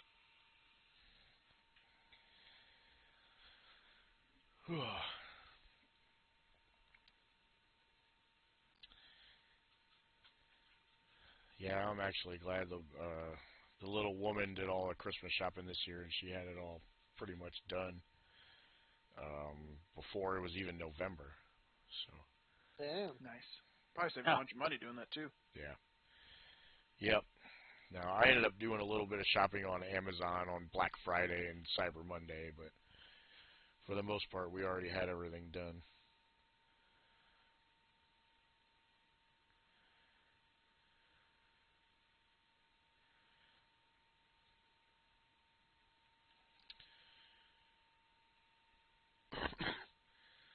Okay, are we still missing Glick? I look like it. Okay. He did say he had someone at the door, so he's probably busy with somebody. Yeah. Yeah, we might as well go talk to that person. The Yeah, guy, sorry. the guy in the Hilarious. cabin. Okay. All right. So yeah, you guys, you travel out, to the northwest of town, and as you're going that way, this guy kind of lives a lot more secluded than the rest of the people do, and you notice that there are rows of obviously planted trees, right? So this guy's got this huge apple orchard that spans a very big way. And as you approach the home, you guys actually see Cornaith. And he has this huge basket with a whole bunch of apples in it. And he's approaching kind of the homestead from the orchard. And he sees you guys, and he goes, "Oh, hey!" And he actually goes to wave, and he almost drops the basket, and then he gets kind of flustered, and he puts it down, and you guys realize he is wearing the armor that you guys got him. Was it hide? I think you guys got him hide armor, right? Was it higher or was it We leather? got him some chainmail from Smitty. Yeah, chainmail. chainmail. Mhm. Yep. So he's wearing that, and then he has a long sword belted at his side, and so he's all decked out. And he has a short bow as well, that's kind of strapped on his back, and he's like, "Hey, old man Edermath's paying me to help bring in some of the harvest this year, and I'm glad I ran into you guys, though. Are you guys heading out on another adventure? Do you need help? Because I'll help." Is he still hurt, or is he better? Sorry, I missed that part. I remember he said he got hurt and he got healed. No, he's better, Nah. yeah. Yep. He's better. He's But Okay. Yeah, thanks to, I believe, the sister, wasn't it? Yes. Yep. Yeah. Mhm. Sister Grail from the Shrine of Luck. But yeah, you guys do notice that he has a necklace that you don't remember seeing before. It's just a real simple, like, leather band, and it has a symbol on it, and it's actually the same symbol that Sister Grail has on her holy symbol. It's man, now I can't remember the god, but it's, you know, a god of luck and travel. Mhm. And yeah, he's like, you know, you guys, I know the manor was a little bigger, but if you guys are going, you know, out somewhere adventuring, like I'm getting good. I took out some of the bandits. I could come with you guys. I can help.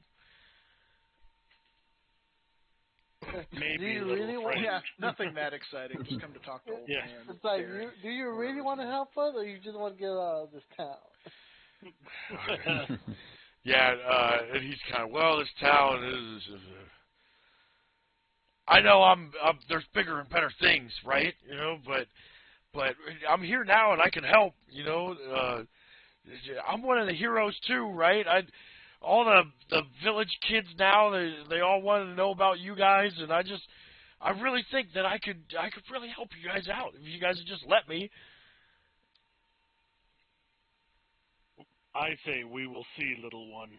First, we must talk to the person who owns this shack. So old man Ettermath, yeah, he used to be an adventurer too. He tells me that I need to keep my feet grounded and my head out of the clouds.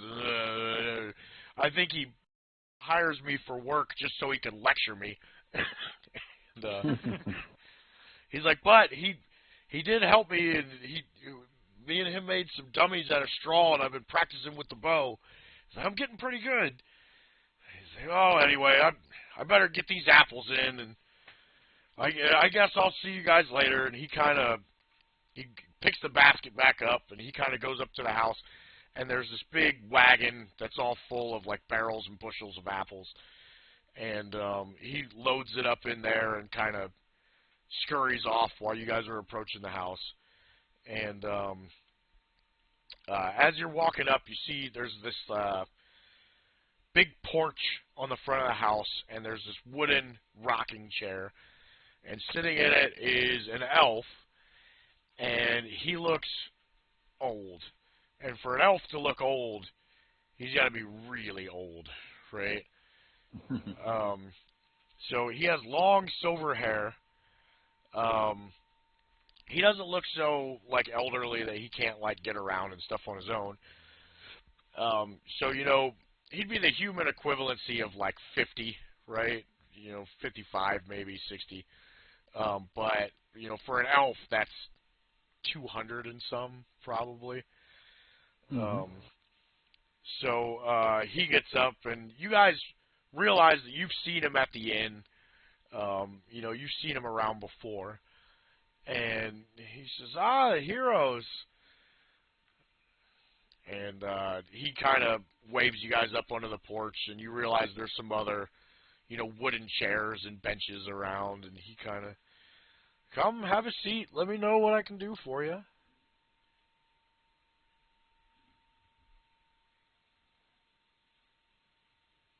I guess like, we're kind of asking him. It's like we got rid of the red brands. We're kind of looking for the people who may have hired them to put them here. So we're looking for Cragmaw Castle is probably where they're stationed up, just to make sure they don't come back. He says, well, I've heard of the Cragmaws. It's been around for a while. There used to be a goblin clan, but they're not so discerning anymore.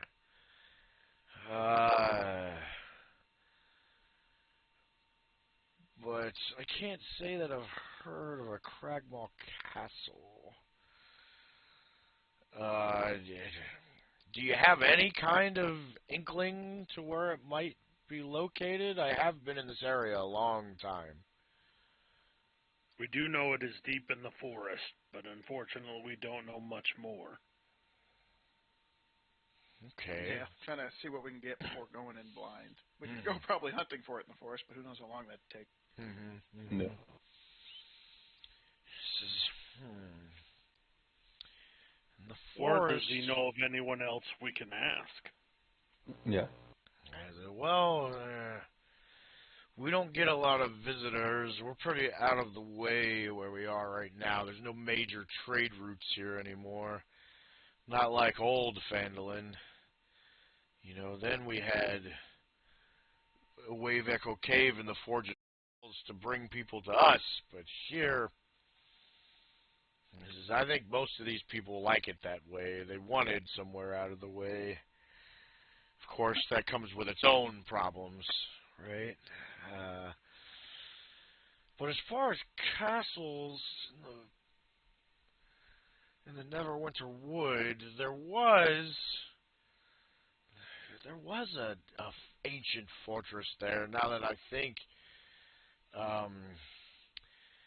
it used to belong to the realm of Falorm, which, you know, tumbled hundreds of years ago, but there is a standing structure. It's not too deep into the woods. I could see where bandits like the Cragmaw would take a castle like that.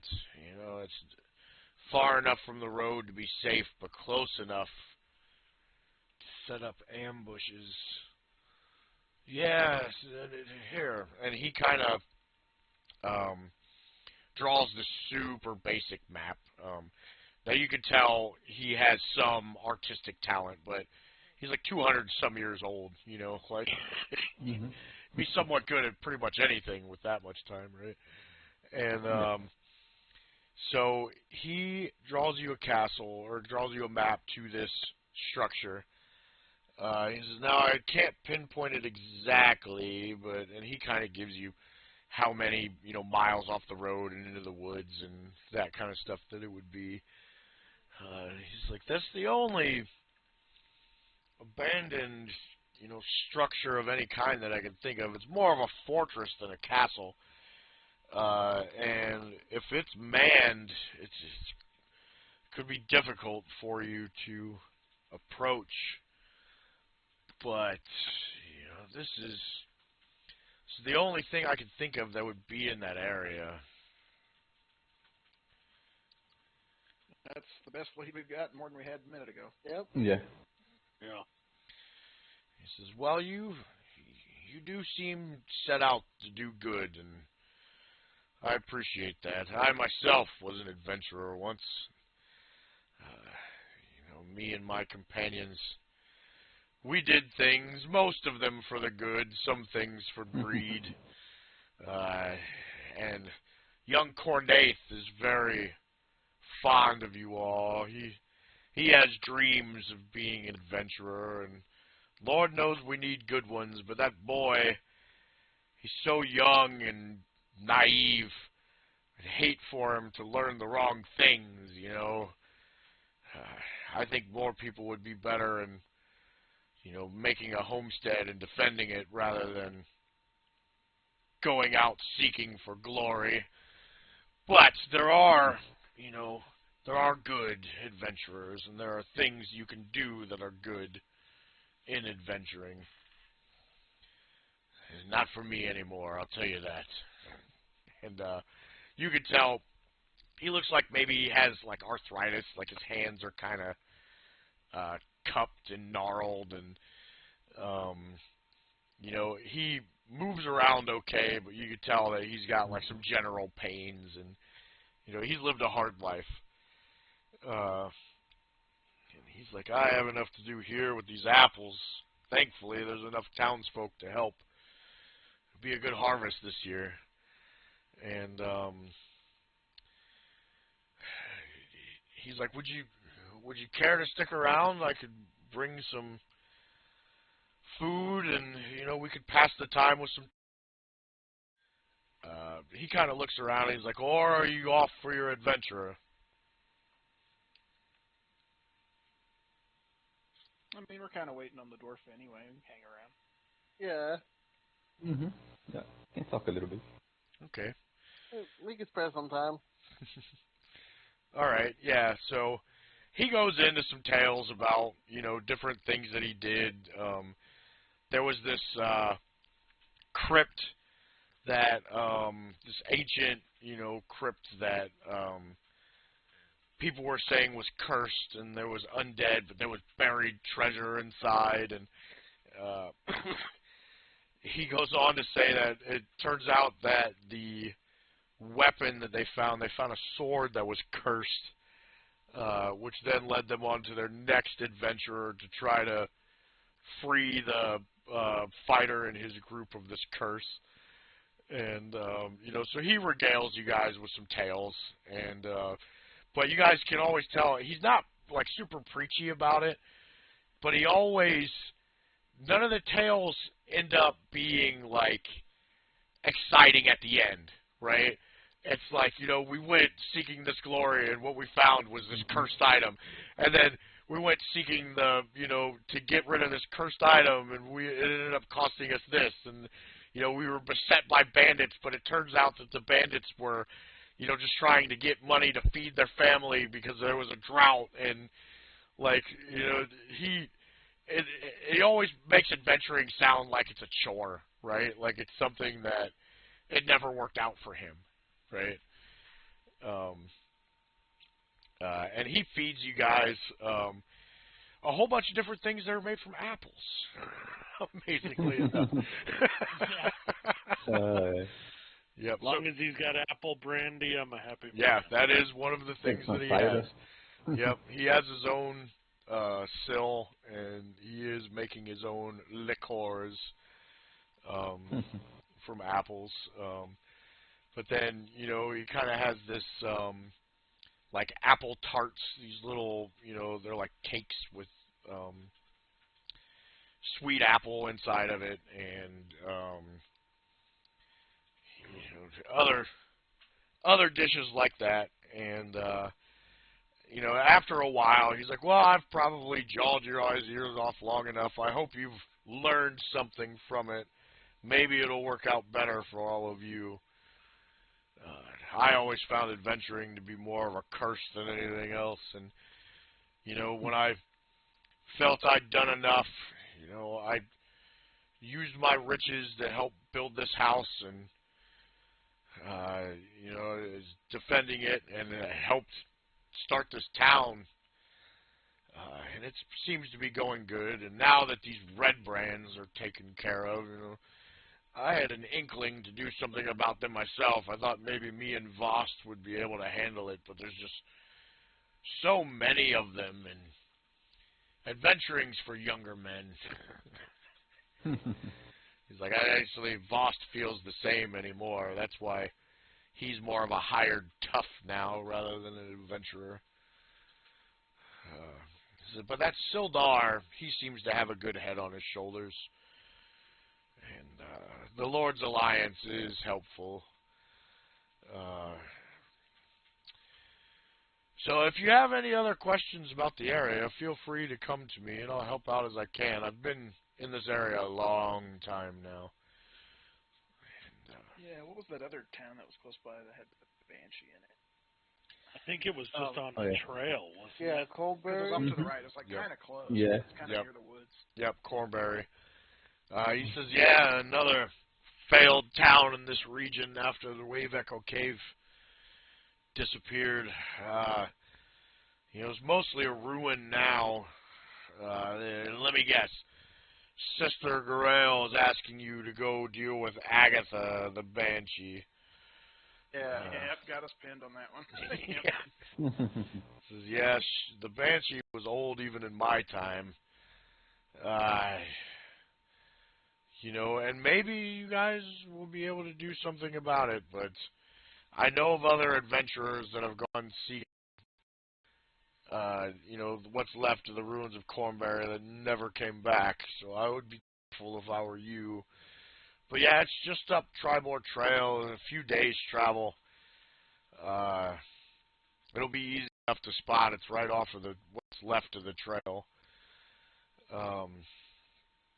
He says, speaking of that, I'm sure everybody in town has something to send you guys off to do, but I do have something I'd like you to look into for me. And now you've also been the most helpful, or at least one of them. Yeah. Now let me find his. He has a quest for you guys as well, because everybody does. I'll throw it on the note Yeah, for we got side quest. Yeah. He says, in that same direction as Cornberry, there's Old Owl Well. And the last group of adventurers and prospectors that came back from that way reported being chased away by undead, and maybe they're just remnants of what was left in Cornberry. I'm not sure. But there's some old ruins there, a watchtower from an ancient magical empire known as Netheril. And I worry that there may be dangerous magic there. If you could go investigate it for me, the last thing I'd like is too close to this town. And, hordes of undead have already been bad enough. We don't need more. Yeah. So if you could look into it for me, I'll reward you with any information you can bring me about it. You know what? We got a couple. Banshee, right? Yeah, we got a couple of days until Smitty's done. Why don't we go do that since it's close? Yeah, we can help him and deal with the Banshee thing now that we have the code. Yeah. Yeah. Okay. I'd be happy to help him then. It's just on the way. Yeah. Yep. All right. Well, let me move you guys. Plus, I ain't gonna lie. I want to shoot a magic something at somebody. Yep, that makes sense. All right, let me move you back to that area map, and I'll show you where he is talking about. Like a kid at Christmas. Terrible. Yeah. Once you've finished the touching with your trident, then bring you on. Yeah. Okay. Now be careful. You don't want to shoot out your eye. You'll shoot No, I'm your hoping to eye shoot out. someone else's eye out. Yeah, it's the new brand of Red Rider trident. Okay, so in his little map that he drew you, he writes down where Coneyberry is, and he tells you that Agatha's lair isn't actually in Coneyberry, but it's near. So he also puts down Agatha's lair on there. That's helpful. And a bunch of undead things. Old Owl Well. Alright, so Old Owl Well is in the foothills of the Sword Mountains to the east of the trail.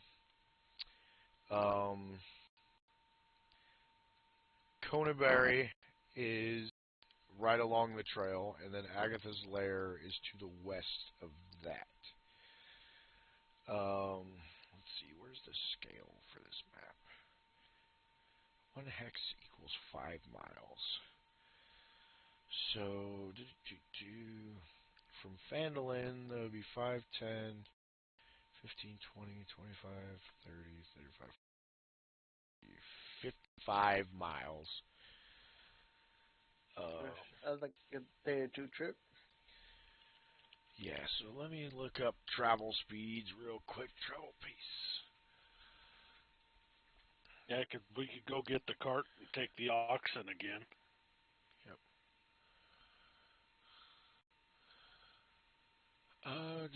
While traveling, you can move at a fast, normal, or slow pace on the travel table. Hopefully gain some more information before we go trompsing around looking for Cragmaw. Yeah. Yeah.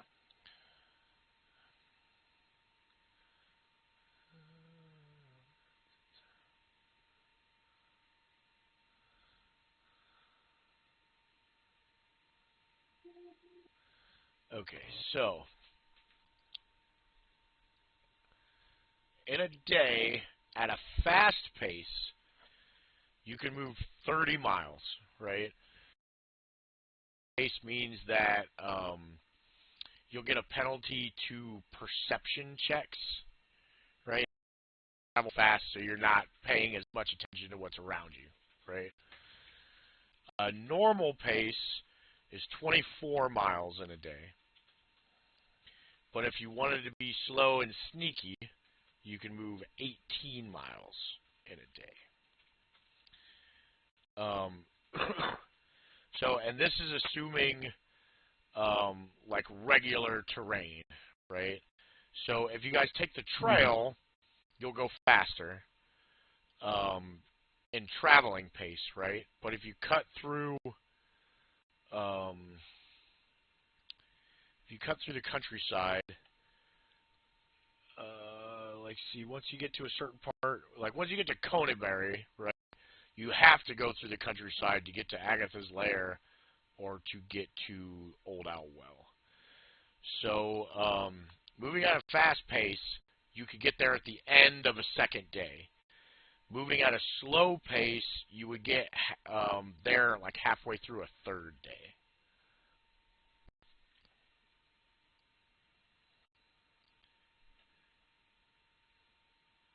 Well, just being me, I'd vote a slow pace because I don't like to step into anything I'm not prepared for. Yeah.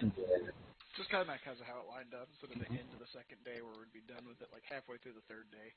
Mm-hmm. So we still have time to mess around. Yep. Yeah, I think that'd be best. And we'll head to the Old Owl Well first, you think? Yeah. Mm-hmm. Yeah. Okay. Sounds good to me.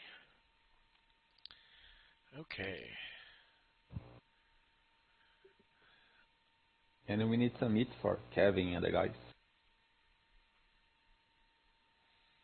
Oh yeah, the dogs. Yeah. Okay. All right, no problem. So, you guys are gonna. Now this is like mid-morning. It's pretty early in the day. So you guys could leave today, or are you guys gonna wait and leave like early the next morning?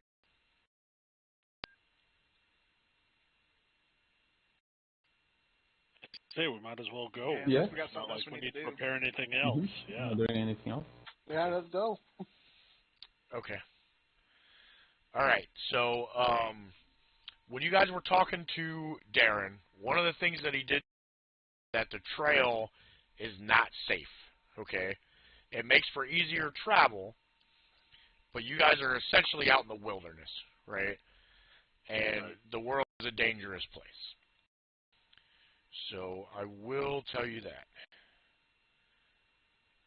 All right. So are you guys going to take the wagon with you?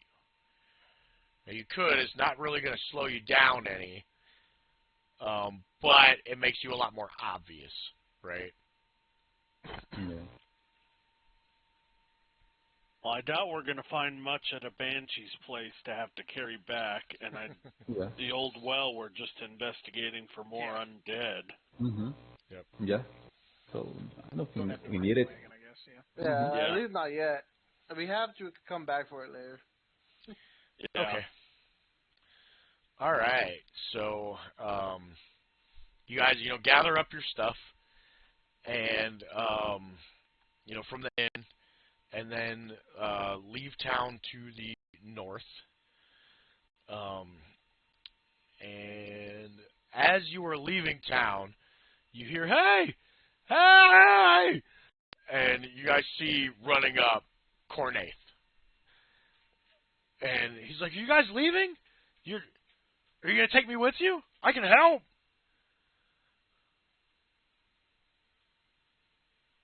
All right. How do we want to field You this got one? this. You got this, Grim. We're just going to Old Owl Well to do some reconnaissance for your friend. If we decide to do something fun later, maybe we'll give you a shot. Well, you guys, I can come. I can help. I killed some of those bandits. I can help. I'm just as good as you guys. Applaud your spontaneity in wanting to do this, but we might be dealing with undead at the Old Owl Well, so we don't want to put you in that much danger. But I promise there will be a time we may need you. You know, I'm not some weak. Oh, and he gets mad and like fucking storms off, right? Actually, that went better than I planned. Not good, but better than expected. Did it really? Yeah, I thought he was gonna like try and outrun us to the Old Owl Well. So him going the other way, hey, I'm voting that as a win. Yep. All right. So you guys leave town, and you guys travel for a few hours before you actually get on Tribor Trail, right? That's 10 miles. And then the trail, you guys can tell it used to be like a big deal, right? There's paving stone. Every few miles, there's these, like a cistern where there used to be, water kept and, stuff like that for people traveling on the trail. Like it used to be a big deal. It goes through what people used to refer to as the Coney Gap, named because of Coneyberry. But it's the area between, the hills of the Sword Mountains and the Neverwinter Woods, right? So it's these kind of plains with scattering areas of trees, a lot of real tall grass. If you guys have ever gone through the countryside of Ohio, that's pretty much what it is, right? It's just these flat foothills to the east and this big thick forest to the north.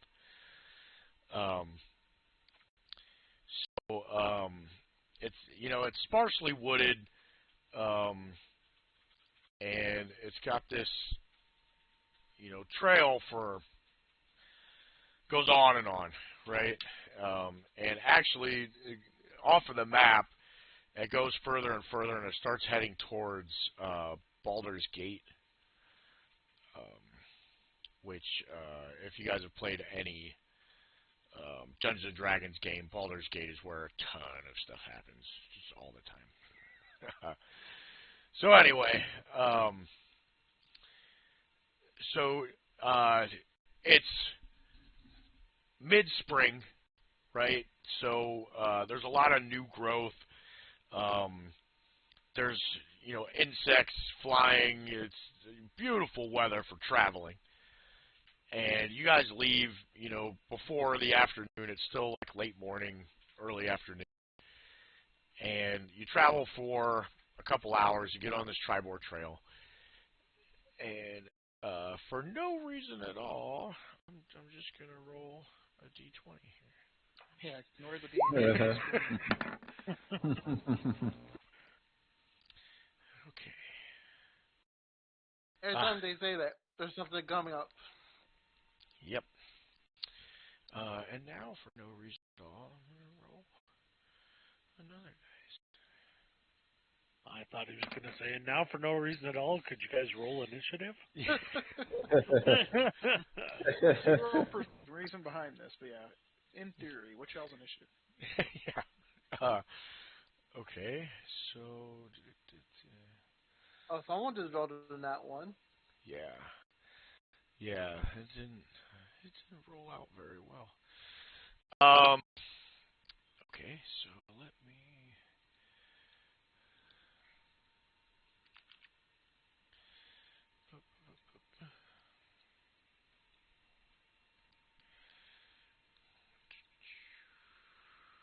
Playing in one game and the DM all made us laugh because he was like, and you guys come to, and he rolled and he looks up at us and goes, nothing at all, you guys make it there fine.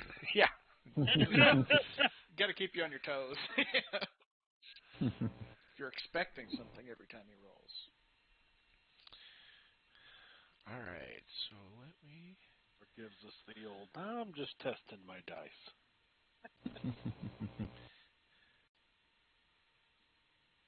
I just bought some new dice. Need to see how they roll. Yeah.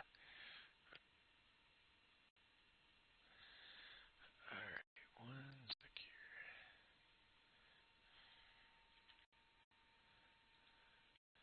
Oh, am I not? Darn it. One of the things about Roll20 is it's great, but it has like layers for things, right? So there's a map layer, and there's what's called the Game Master layer, where you can add stuff that can't be seen by people, and there's all this fun stuff. But one of the things that can make it difficult is you're in the wrong layer, and then you're trying to like move stuff around, and it's like, nope, you can't do that because you're not in the right layer.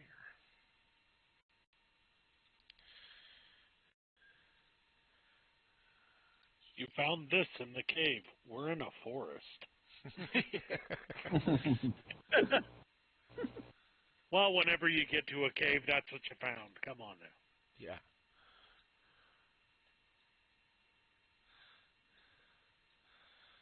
All right, so you guys are traveling along the road.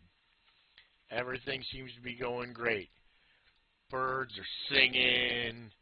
You know, there's the smell of new growth and flowers and pollen in the breeze. And all of a sudden, a whole bunch of crossbow bolts come from the trees to the north of you guys. Yeah. So, I am going to move you guys to a map, and then you are free to tell me what order you guys were marching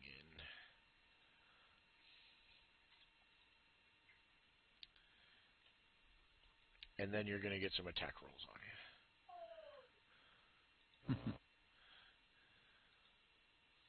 I guess would be Azrael in the front, me in the back, or is Glick going to be ahead of us checking since he's ghosty ghost? Yeah, I think I'll be in the front. Usually I'm in the front. Okay. All right. All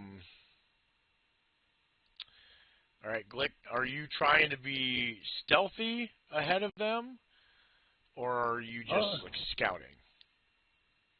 I'm just scouting. Okay. Yeah, he is the scout.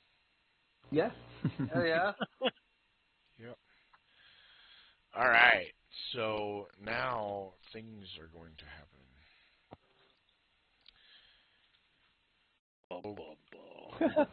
Yep. Glick, 2 shots at you. Oh, and I said crossbow bolts. I meant short bow arrows, apparently. Either way, things be whizzing. Glick, does an 18 hit? Yeah. All right. He You does. take 3 piercing damage. And then, let's see, how many goblins did I put? 4? 2. Yeah, wait, character sheet. Okay.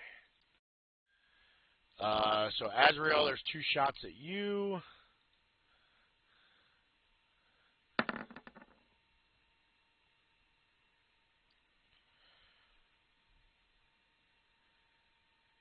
Does a 16 hit?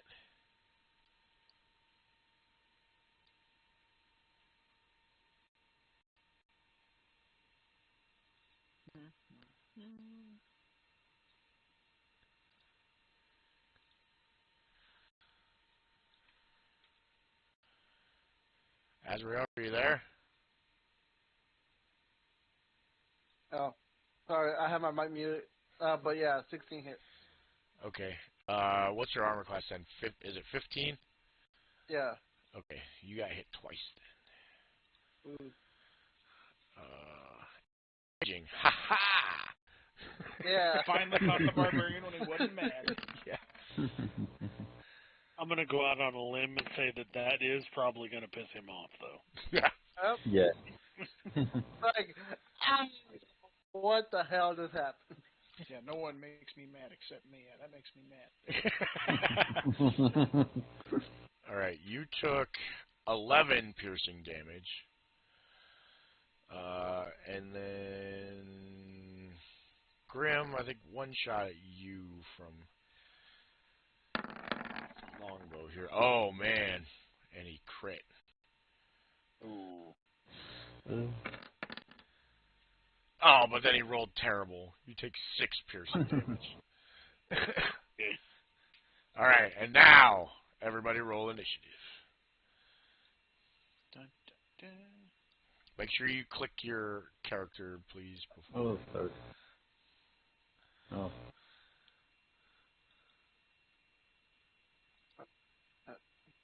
Cancel.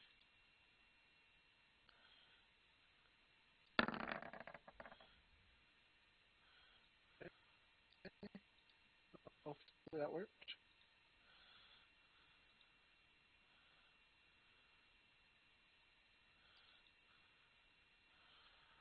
Okay, let's see. Wow. Turn tracker here. I gotta really up my decks when I can. If it makes you feel better, I rolled like a 3. All right. So believe it or not, even with oh wait, like you actually got a 21. What is your dexterity? Because you tied.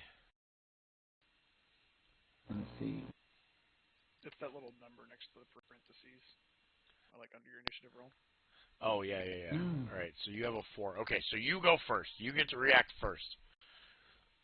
Okay. So these goblins are up in a tree, right? They're actually like 10, 15 feet off the ground. And they're shooting with short bows. And then further back is a hobgoblin. So a hobgoblin is a larger humanoid. You know, they're not as tall as humans, so he's probably, 5'5", somewhere around there. And he is wearing like a chainmail armor, and he has a longbow.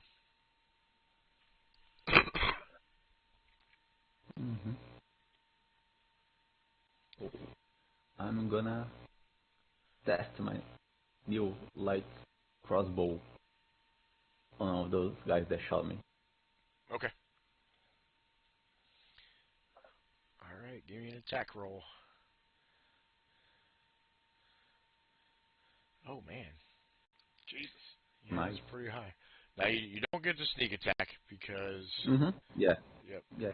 But still 9 damage. So yeah, you just instantly kill one of the goblins. You bet.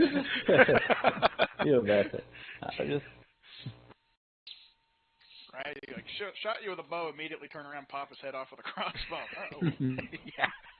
basically. It's a brand new crossbow. I had to break it in. Oh yeah.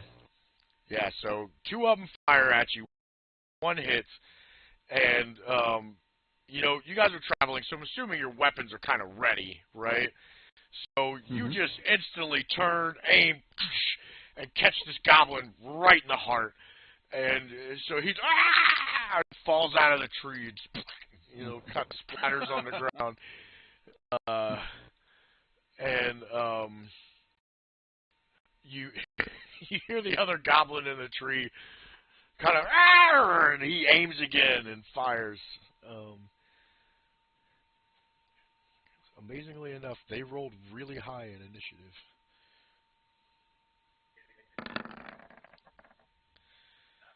Does a 13 hit? No. All right. That's 15. Okay, so then the other 2 are going to fire at you again, Azrael, since it worked the last time. That guy's a pincushion. Keep shooting. Yep. Oh man, and 2 hits again. I rolled a 16 and an 18. They're just not cat people. Well, that hit me. No, they're hitting me. Yeah, they're here. So that's 9. 9 more piercing damage. They're hitting the unangry barbarian. They're just really trying to piss him off. So at this time, I'm going